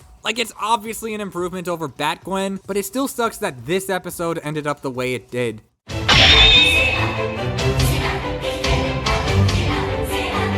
Death Battle has become kind of infamous for very specific waiting periods. Like, it often comes down to people saying, no, this character should have fought this other character, or whatnot. Even Dio versus Alucard had to suffer from the aftermath of Macho Man versus Kool-Aid Man and how volatile the reception was. I wasn't around for it, but having received word from people who were, apparently Korra versus Storm had the worst waiting period of this season. And like, you'd think that'd be obvious because lol, Korra show bad. But there was all sorts of doom posting galore, people complaining that Korra and Storm had much better opponents, as well as Korra fans getting harassed with the whole, ha ha ha, they're feeding your waifu to the Marvel Herald, lol! And somehow those people did not have the social awareness to realize that being an idiot in public was completely optional. But this is the versus community we're talking about, so that checks out. I mean, there are people who say at least it wasn't Korra versus Rey, and I can definitely see that because it would have doubled the already prevalent conversation of, Korra's a Mary Sue, she's poorly written, because as we all know, women can't be fast learners or prodigies or anything like that, especially since she's never had to struggle at any point in her life. Korra struggled at first to master airbending.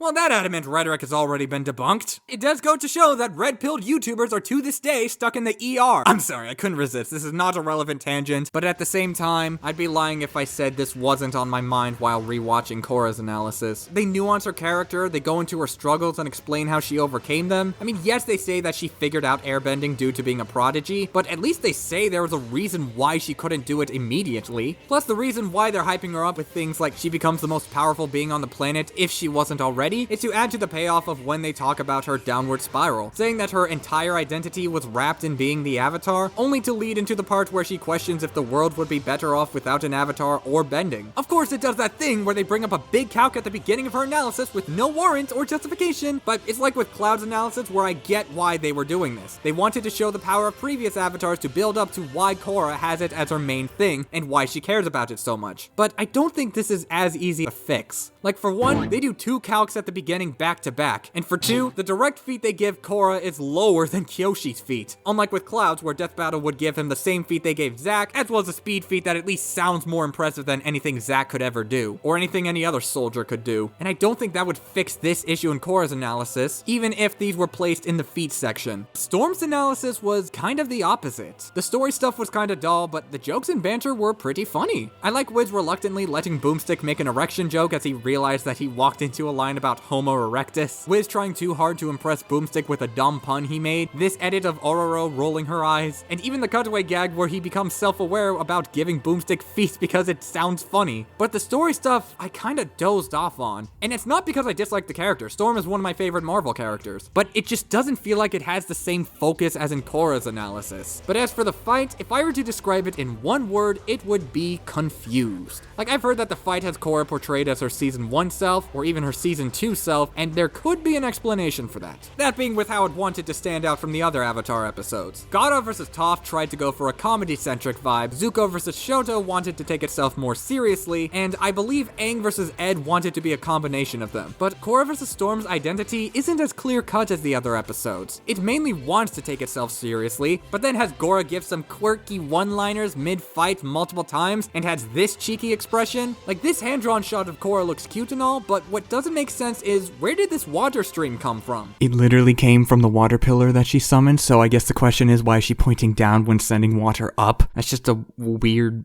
thing, I guess. I can't find the right word. And the setup they're going for is something pretty unique. I've talked about how in certain spin-off games and a handful of fan works, sometimes they'll reference a character's development by having them go through it again in a quick little story or animation. And I feel like they may have wanted to do something like that with Korra here, where Ororo initially says that Korra lacks discipline as the Avatar, but in the end compliments her as the Avatar. But given the lines used here, it's hard to tell if this is supposed to convey the sense of a fun sparring match or a harness your true power sort of thing. And Ororo acting as a mentor figure out of nowhere sporadically throughout the fight with no consistency, and Korra being so nonchalant and boastful despite the analysis directly claiming how she got over that, it doesn't feel real to me. Like, if Korra is supposed to be in her less zen part of her character to a point where she is peeved by the idea of meditating and deep breathing, why is she suddenly so proficient in airbending? I'm sure you've heard this criticism before, where Death Battle has this weird hodgepodge of early game characterization with all of their late game abilities. But with Korra, even speaking as an outsider, this is probably the worst case for any character of this season. And in terms of the idea that I brought up earlier, try actually showing them going through their development. The fight might give a reason why Ororo doesn't fight too much, but all she really does is use wind, manipulate lightning, and nullify Korra's attacks. Meanwhile, Korra gets to do every single one of her bending powers, to the full extent of them. Not to mention that there are cars here for some reason, and spirit world portals here for some other reason. And then we get to the scene which a lot of people believe this to be Ororo's claustrophobia coming into play, but after looking into it, that's not supposed to be what's happening. And even if it was, given the images displaying it, I highly doubt that her claustrophobia would be caused by the souls of dead people vaguely walking and standing around her. Although we do see famous YouTuber Nemesis Bloodrug. Wait, Thawne actually did kill him? I would f***ing joke it! But this is supposed to be the fog of lost souls. From the reading I've done, it's supposed to infect your mind and drive you mad. The spirits of the fog are calling Ororo trash and an abomination. And then she has this line here. Scott, Jean, Logan, I won't let you down! Which is likely supposed to act as a counter to the insults. But there's nothing suggesting that this was supposed to be Jean, Scott, or Logan acting as the spirits, so why are they being mentioned here? Also, this implies that Korra knew about the portal and intentionally sent her to the fog, so although seeing Ororo manipulate the wind to dissipate the fog was cool, what follows makes no sense. You're no bender. You're right, because I'm Arrow Ace, dummy! Okay, British slang aside, why does she say this? What was she thinking when she said that? Why would she care? Like, I really don't understand what this line was supposed to convey. And then we get to the Avatar state transformation, which is worse than Aang's in every way. I'm serious. At least Aang was able to rise out from the rubble underneath and cause a massive storm just by floating in one spot. Korra just goes into it as if it's just another basic ability. And then she gets a second transformation shot for some reason. Why is it here? And why does it go by so fast? Not to mention this ending dialogue exchange feels so forced. The dialogue in general might not be as bad as in Weiss vs. Mitsuru's, for instance, but it feels just as unnatural at times. Although this has nothing to do with the performances. Amanda Julina Gonzalez and Shara Kirby are great voice actors, and their voices as these characters are wonderful, but the lines they're given were just not good even if their delivery somewhat make up for them. And then there's the death where Ororo redirects Korra's lightning back at her and blows her brains out. It's okay. But then again, you realize that the choreography is some of the worst in the entire show, only being beaten out by Zitz vs. Leonardo in season 1 and Scrooge vs. Shovel Knight in season 4. And these 3 episodes have one thing in common. The loser does all the damage and no-sells damn near all of their opponent's attacks up until the kill where they pull it out of their ass and just magically win. I get why it's like this. They wanted Korra to rely on her lightning timing speeds to avoid Storm's attacks. But the ending feels like Ororo won because Korra decided to stop attacking for no reason as opposed to Ororo needing to adapt to that speed. Both of Shao Kahn's episodes did this, and it worked very well in those episodes. But here, it feels like Ororo was either letting Korra hit her, or she just didn't want to put much effort into fighting. And in general, Storm barely uses her power set to the fullest. The analysis said that the extent of her powers was anything that's classified as weather. That has limitless creative potential that could absolutely play off of bending. But instead, she only uses lightning, wind, and ice. Like, maybe she'll make them into a tornado or something, but that's it. And at no point does she ever try to manipulate Korra's bending and turn them into something else, like what I'd assume she could do. But none of this would be so bad, but then you realize that this animation is 4 minutes long. That is at minimum 30 seconds longer than the vast majority of other episodes, specifically in this half of the season, only being beaten out by the season finale. Although technically Dio vs. Alucard was almost 4 minutes, but it's also 6 seconds shorter than Korra vs. Storm, so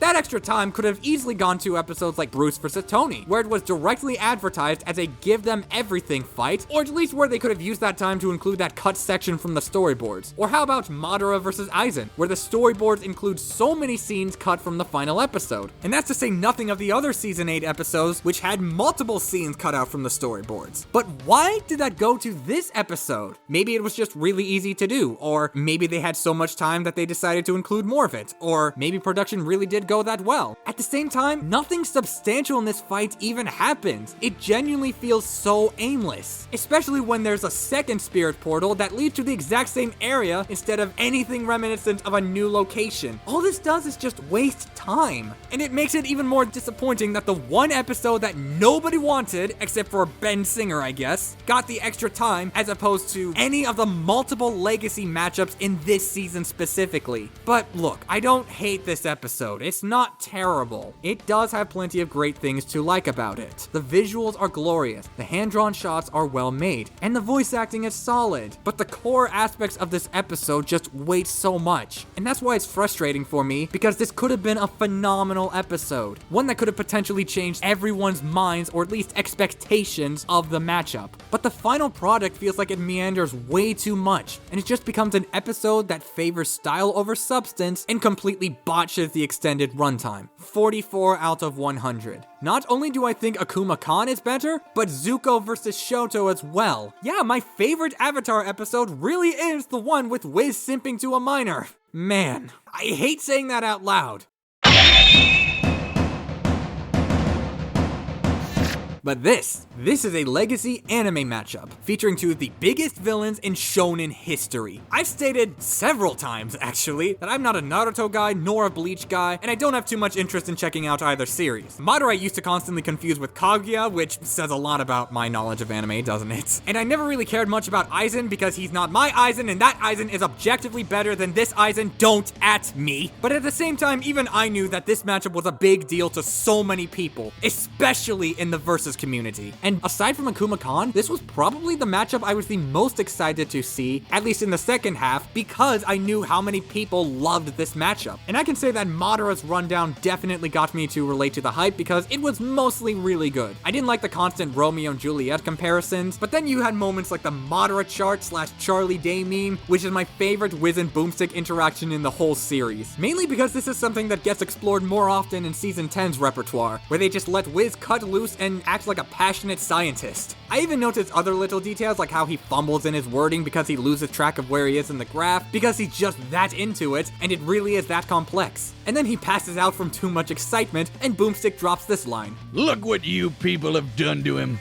Okay, I guarantee this is supposed to be meta. Be it how people criticize the show for not being 100% accurate to stories with complex lore, something that even I've done multiple times, or the amount of soul-crushing research they do with complex matchups like this, yet people want to see anyway. I feel like it's the latter, but it's funny either way. And then the rest of the analysis has enough meat to stand out. Madara's plan and aspirations were nuanced pretty well, his various jutsus and illusions got a lot of coverage, they referenced the Madara copy pasta, and the feasts he brought up weren't repeats of previous Naruto episodes for once, except for the Lightspeed Beam, but that's his ability, so it makes sense to bring it back here. And Aizen's analysis wasn't as good, but I still liked it. In fact, I got a lot more enjoyment out of it than you might think. See, with Ichigo's analysis, I found it pretty tough to follow as an outsider because they didn't quite go into detail on his terminology, and the stuff about Reishi and Reiatsu were smacked in the black boxes for some reason. But with Aizen's rundown, this terminology gets much more focus, which not only helps me understand the world of Bleach much better, but allows me to keep up when they go into more complicated story beats and lore.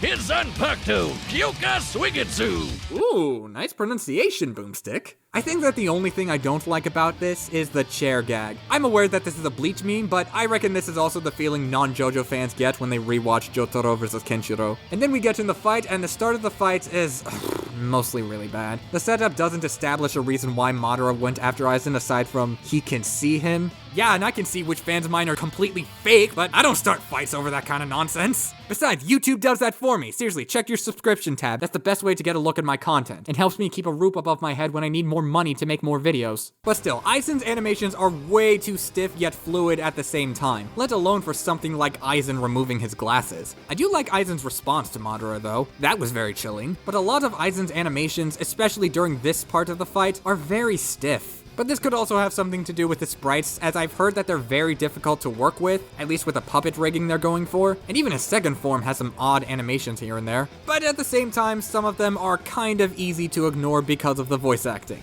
Philip Sacramento has some really cool lines here and there. The amount of venom in his tone makes his line reads petrifying. Special shout out to pretty much all of its Hado chants, and especially this line. Nothing escapes my illusions, human. Know your place. And then there's Madara's voice actor, which is Nicholas Andrew Louis? Okay! Yeah, this is easily my second favorite performance he's done so far. Like seriously, how does he go from Sonic the Hedgehog to Broly to Madara Uchiha like it's nobody's business? Not to mention we get some really cool moments in the fight, like Madara summoning the tailed beast to break out of Aizen's Kurohitsugi, Madara summoning the meteor with Aizen slashing it in two, and then Madara weaponizing the broken fragments of it, as well as the Susanoo, which I'll get to in a bit. But what really makes the action stand out for me is the sound design. This is exactly what people have said about Hulk vs. Doomsday, but in my opinion, this episode does it a lot better. Who would have thought that modern day episode made by a team of people would have more polish than an old episode made by one guy? But the very impact of things like the environment being destroyed, the meteor bursting through the clouds, and even Aizen swinging his sword downwards has some of the best sound design in the entire show. Like that meteor shot in particular is tense because the sound effects continue playing even after cutting to the next shot, which keeps the viewer aware of the meteor's impending approach at all times. And then there's this part where Madara yeets Aizen into the meteor, but he's not having that He will slice that meteor in two. But then there's this shot with the Susanoo. Oh my Lanta, that is clean! The shot of its shadow contorting followed by it slicing the smoke cloud away is such a good reveal. And then Aizen summons Hado 99, and Madara has a clone fight against the dragons, and it's not as good as the Hellbat versus the suits, just because it's kinda slow, and what is this frame rate, my guy? But then we get a shot of Madara getting so into the fight that he gives a little monologue on how much he loved the thrill of an intense battle, and then they both start losing it and begin laughing maniacally. But if I had to bring up another issue, I think the death is anticlimactic. I know that they needed at least a couple of fake outs, and the fact that Madara technically fake died twice and Aizen only fake died once, which repeats the sentiment from the analyses and the conclusion verbatim. Okay, that's a nice touch right there. But after Aizen's chilling line, as well as how impactful his attack is, I'd at least have expected the music to cut off, and I'd expect Madara to do more than just using a couple truth-seeking orbs and magically win. If it had to be this way, at least make it more drawn out and dramatic or something. Although since I brought up the track, I am not gonna sugarcoat it. I really don't understand the appeal of Hollow Dreams. Like, the instrumental is extremely generic when it's not using the Uchiha motif, and it doesn't sound anything like a theme fitting either series. Plus, Brandon's vocals do not sound particularly great here. It genuinely sounds like he's going off key at times in ways that I highly doubt would be intentional. However, to give the devil its dues, the Uchiha motif is still used to good effect, and the lyrics are honestly brilliant. If seeing is believing, then I'm the man who shapes reality. Oh, that is so raw. I like Sky T's track way more, not gonna lie, Brandon. And as for the conclusion, I'm just gonna leave alone because some people despise the outcome and the research, and I know people are just gonna bring it up in comments that I'm going to ignore. I've conceded and made peace with the fact that some people are gonna have the verdict determine their enjoyment of an episode. I still disagree with that mindset, but it's totally cool if you're one of those people. But if you seriously want to hear my take on who should have won between two characters from series that I've never seen and have never cared about, well, I genuinely don't know what to tell you, nor do I understand why you would expect me to care, let alone talk about it. I just think the animation is rad, it's not that deep. I've seen people say it's in the top 5, and while I don't agree, it absolutely could have been if they had more time to work on it, fix the shockingly high amount of animation errors, and include everything from the storyboards. But then again, 83 out of 100. I'd say that Bleach fans finally got their good episode. Depending on who you ask, but hey, I just realized all the revealed characters from the teaser have already shown up, so I have no idea who's gonna be next. Oh, Saitama? Who's he gonna Oh, it's Popeye? Ah, okay, this is actually kind of hype.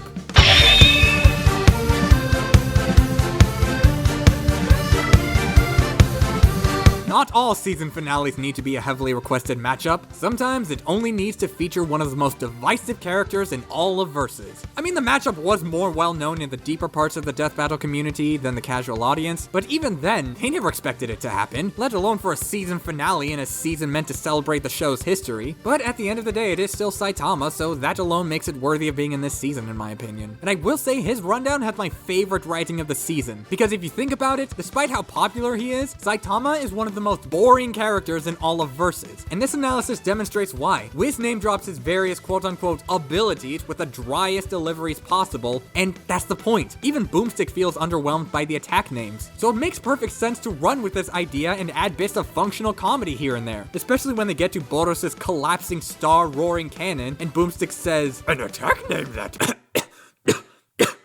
But to compensate, they begin the analysis with a spiel about life and its challenges, and then they go over how Saitama is the only person aware of how tropey his world is, and they end it off by saying that Saitama's story is about enjoying life's simple pleasures. They even go in depth with Saitama's training regimen. Despite calling it lame, they still cover how it is technically impossible for the average man and transition into how Saitama broke his limiter. Also, the fact that they were able to give Saitama something thematically cohesive to Popeye's Toon Force by saying this? Saitama trained so hard, he literally defied the laws of nature and reality. He just breaks the logic of his world. Okay, that's just brilliant. And speaking of Popeye, his analysis was just as good. Although before explaining why, I'd like to point out that his initial preview has so many elements cut from the final episode, such as name-dropping various Popeye characters and Wiz mentioning the dark art of Toon Force. And yes, he used that exact wording. I think the only other times I can recall something like this happening was in Ragna's preview, where they bring up how Ragna got Aramasa by saying that he gave it to himself, and in Tony vs. Lex, where Tony's preview mistook Tony's backstory with Arno Starks. But even then, according to the Death Battle Wiki, it was very quickly taken down and corrected. I guess I can understand why all of this stuff from Popeye's preview was removed. They've done the whole Terror of Toon Force song and dance with a mask, and name-dropping all of these Popeye characters likely would have padded the episode's runtime. Also, they call Olive Oil incredibly irritating for no reason, and that would have hindered it. Because don't you know? Carly Rae Jepsen took inspiration from her. No, seriously, look up this song right here and this song right here. Check them out in that order and see if you notice anything. I think the only thing I can't understand why it was removed was Wiz saying Popeye's catchphrase. I just think that makes the transition into Popeye's clip feel smoother. But thankfully the rest of the analysis has a lot of good stuff. There's a whole thing with the stereotypes from back then, and they handled it really well because they don't show it, and they don't even call much attention to it besides saying it exists and it's bad. And they even talk about a handful of concepts like the history of rubber hose animation and the facts of spinach. It's actually really cool. Although another thing worth mentioning is that neither Saitama nor Popeye have an end clip to finish off their analysis. They are prevalent in the Rooster Teeth version, but on YouTube it got hit with a copyright strike, so that's why they don't use end clips anymore. Yeah, I miss them as much as the next guy, but YouTube's really stupid when it comes to copyright, though I would argue it benefits other analyses from future seasons, but we'll get there when we get there. For now, let's talk about the fight. You all know what makes this episode stand out, aside from the different animation styles, but this is probably the first time they directly implemented character development in a fight and succeeded. It starts off with Saitama shopping at the local grocery store, where he badmouths Popeye's spinach, which I've actually had and it's unironically really good. And then Saitama reluctantly decides to fight Popeye, who at first is able to dodge his punches by T-posing. Although it is kind of weird how Saitama is grunting during these basic punches, which clearly aren't hurting him, and it does kind of take me out of it a bit, but maybe this had something to do with the storyboards making it look like Saitama was taking clearer hits, so okay, fair enough. And in their defense, the facial expressions do still convey he's unfazed by it all. But then Saitama instantly goes for a death punch. I can't read that. I mean, actually, he can read that, but what can you do, man? And then Saitama disappointingly looks at his fist, but thankfully Popeye gets revived and swings at Saitama once more. I should note that the storyboards give him a look that shows how pleasantly surprised he is, which does look a tad worse in the final episode, but at least they made his expression less drab. But then he starts taking the fight a little more seriously, with his eyes becoming sharper and his punches coming out faster, overwhelming Popeye and maintaining his serious expression, and then his big punch even has this sketchy look of serious moments in One Punch Man, albeit held back to a degree, but it'd be jarring if it wasn't held back. And then there's the whole sprite section, which I honestly find kinda boring. It's not bad, it's just that compared to everything else, it's kinda lame. But during his extreme table flip, his muscles are flexing at such an extreme degree, and he's putting in so much energy that you can hear his underwater grunting at a high volume. And then it transitions into 3D, which it seems as if Saitama was the one who punched it into doing that. I think? I mean, I was under the impression that only Popeye had the ability to do it, which technically I'm not sure if he really can, but given all the crazy stuff they point out, it's not too hard to suspend your disbelief. And then in the 3D section, entirely animated by Devil Artemis, by the way, his expressions do look kinda static throughout this part of the fight, but that is such a non-issue because they literally have this exchange. Amazing! This is amazing! How did you get so strong? It's spinach. I feel like Saitama's excited tone is more than enough to sell his gradually increasing enjoyment. But then he throws him into what I think is the storyboards, kind of. Or at least it's cracking something. Maybe it's a screen, I don't know. But then we get this scene. It's just Saitama standing on a moon, talking to himself about this special fight of his. His thoughts are delivered to emotional perfection by Ryan Abedi, and his eyes are on the verge of tears. And not only are his muscles aching, but his hands and wrists are subtly twitching. At the time of the episode, Saitama never experienced a serious fight like this, at least outside of a dream. So this was a bold move by Death Battle, giving us something that we've never seen him do in canon, but his speech alone convinces me that they did a supreme job of it. And as he leaps off the moon's surface, causing it to explode, he thanks Popeye for a serious fight as tears begin coming out of his eyes. Then their final punch turns everything into complete white, which is meant to be symbolic of bringing everything back to the beginning. All of those art style changes, as bombastic as they were all meant to work as payoff for this final shot, which brings them back to their original form of white comic strips. And no, I'm not looking too deep into this. Ben directly said this was the intent. But we get an honestly better version of Mikasa's death, because not only is it gradual rather than instant, and not only is Saitama's death scream actually good, but the cracks make sense given how Popeye turned him into eggs. Still, what a finale, even if it means that Popeye didn't really get to experience any development himself. Or did he? Going over to how Popeye was written, he does start as the aggressor because Saitama skipped out on his spinach, calling him a palooka, which has two different meanings, the latter of which being used in boxing, which Popeye excels in. Even the analysis points that out. But after he gets surprised that Saitama is still standing, he says this. A little bit more interesting now.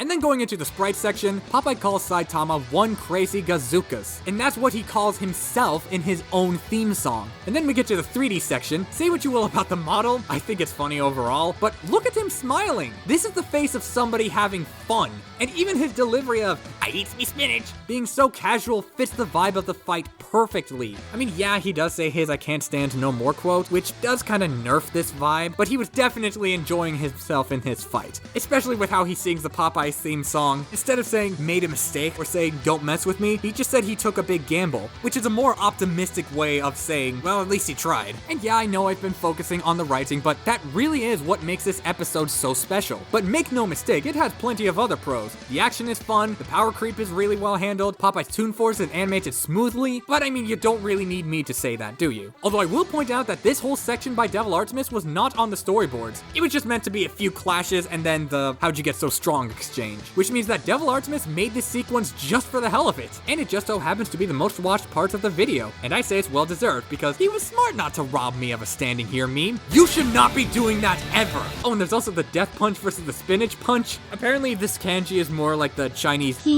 but that doesn't make it any less hilarious. Not to mention it has plenty of little secrets and Easter eggs that anyone with a sharp eye will be able to notice. But then we get to the conclusion and it's very interesting. Like, this is the first time since Goku vs. Superman where they had to come up with a theoretical limit for Saitama's power, taking the lowest possible punching power and giving it a multiplier. Although given that this is 7 seasons later and over 8 years after Goku vs. Superman 1, I mean, what do you think? Their calc for Saitama is more believable because, well, no one knows his limit. I mean, no one knew Goku's limit at the time either, but even in hindsight, 2 times the speed of light is a bit of a low ball. But even Death Battle admits that this is just an estimate, but their ultimate point is that it can be measured and Popeye is just on a whole nother level. Even though supposedly Saitama became a lot more powerful a few months after this episode, but I'm not worried about that. I'm just happy that this went above and beyond to feel like a true season finale. Honestly, this could have been the series finale and I would have been happy. Mostly, but much like another season finale that I think very highly of, they clearly put in the work to make this among the best season finales of the show. So it goes without saying that I'm gonna give Saitama vs. Popeye a 95 out of 100.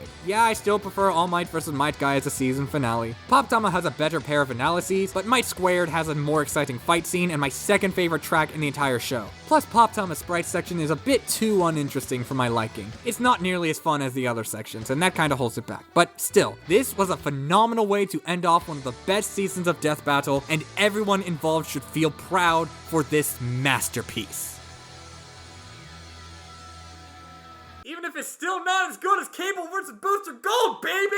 I'm not gonna sugarcoat it. My views on Season 8 are a bit less optimistic than most other opinions. But let's not lie, this is undeniably one of the best seasons of the show. It's a very powerful combination of passion and effort, but I'd be lying if I said its low points were easy to ignore. I feel like I'm in the minority with something like Heihachi vs. Geese, or especially Blake vs. Mikasa, but this probably has the highest amount of disappointing episodes of any season for me. Seriously, if I did the whole season disappointment thing for my channel, this one would have at least 3 of them. But don't let that distract you from the fact that this is still one of my favorite seasons. Even if I prefer Season 6, not only was this a massive improvement over Season 7, but I feel like Season 8 is a better version of Season 5. Both seasons had a theme that happened to feature some big requests, and even though one season has my current favorite of the show, this season does have better high points. For every Blake vs. Mikasa, or Akuma vs. Shao Kahn, there was a Dio vs. Alucard, or Link vs. Cloud. It peaked at the start, fell off a bit, slowly worked its way back up, and then got back to brass tacks. Even though we still had those 2-week waiting periods, the season started later and the fat was noticeably trimmed down, which means that these episodes would get more time to be good as they can be,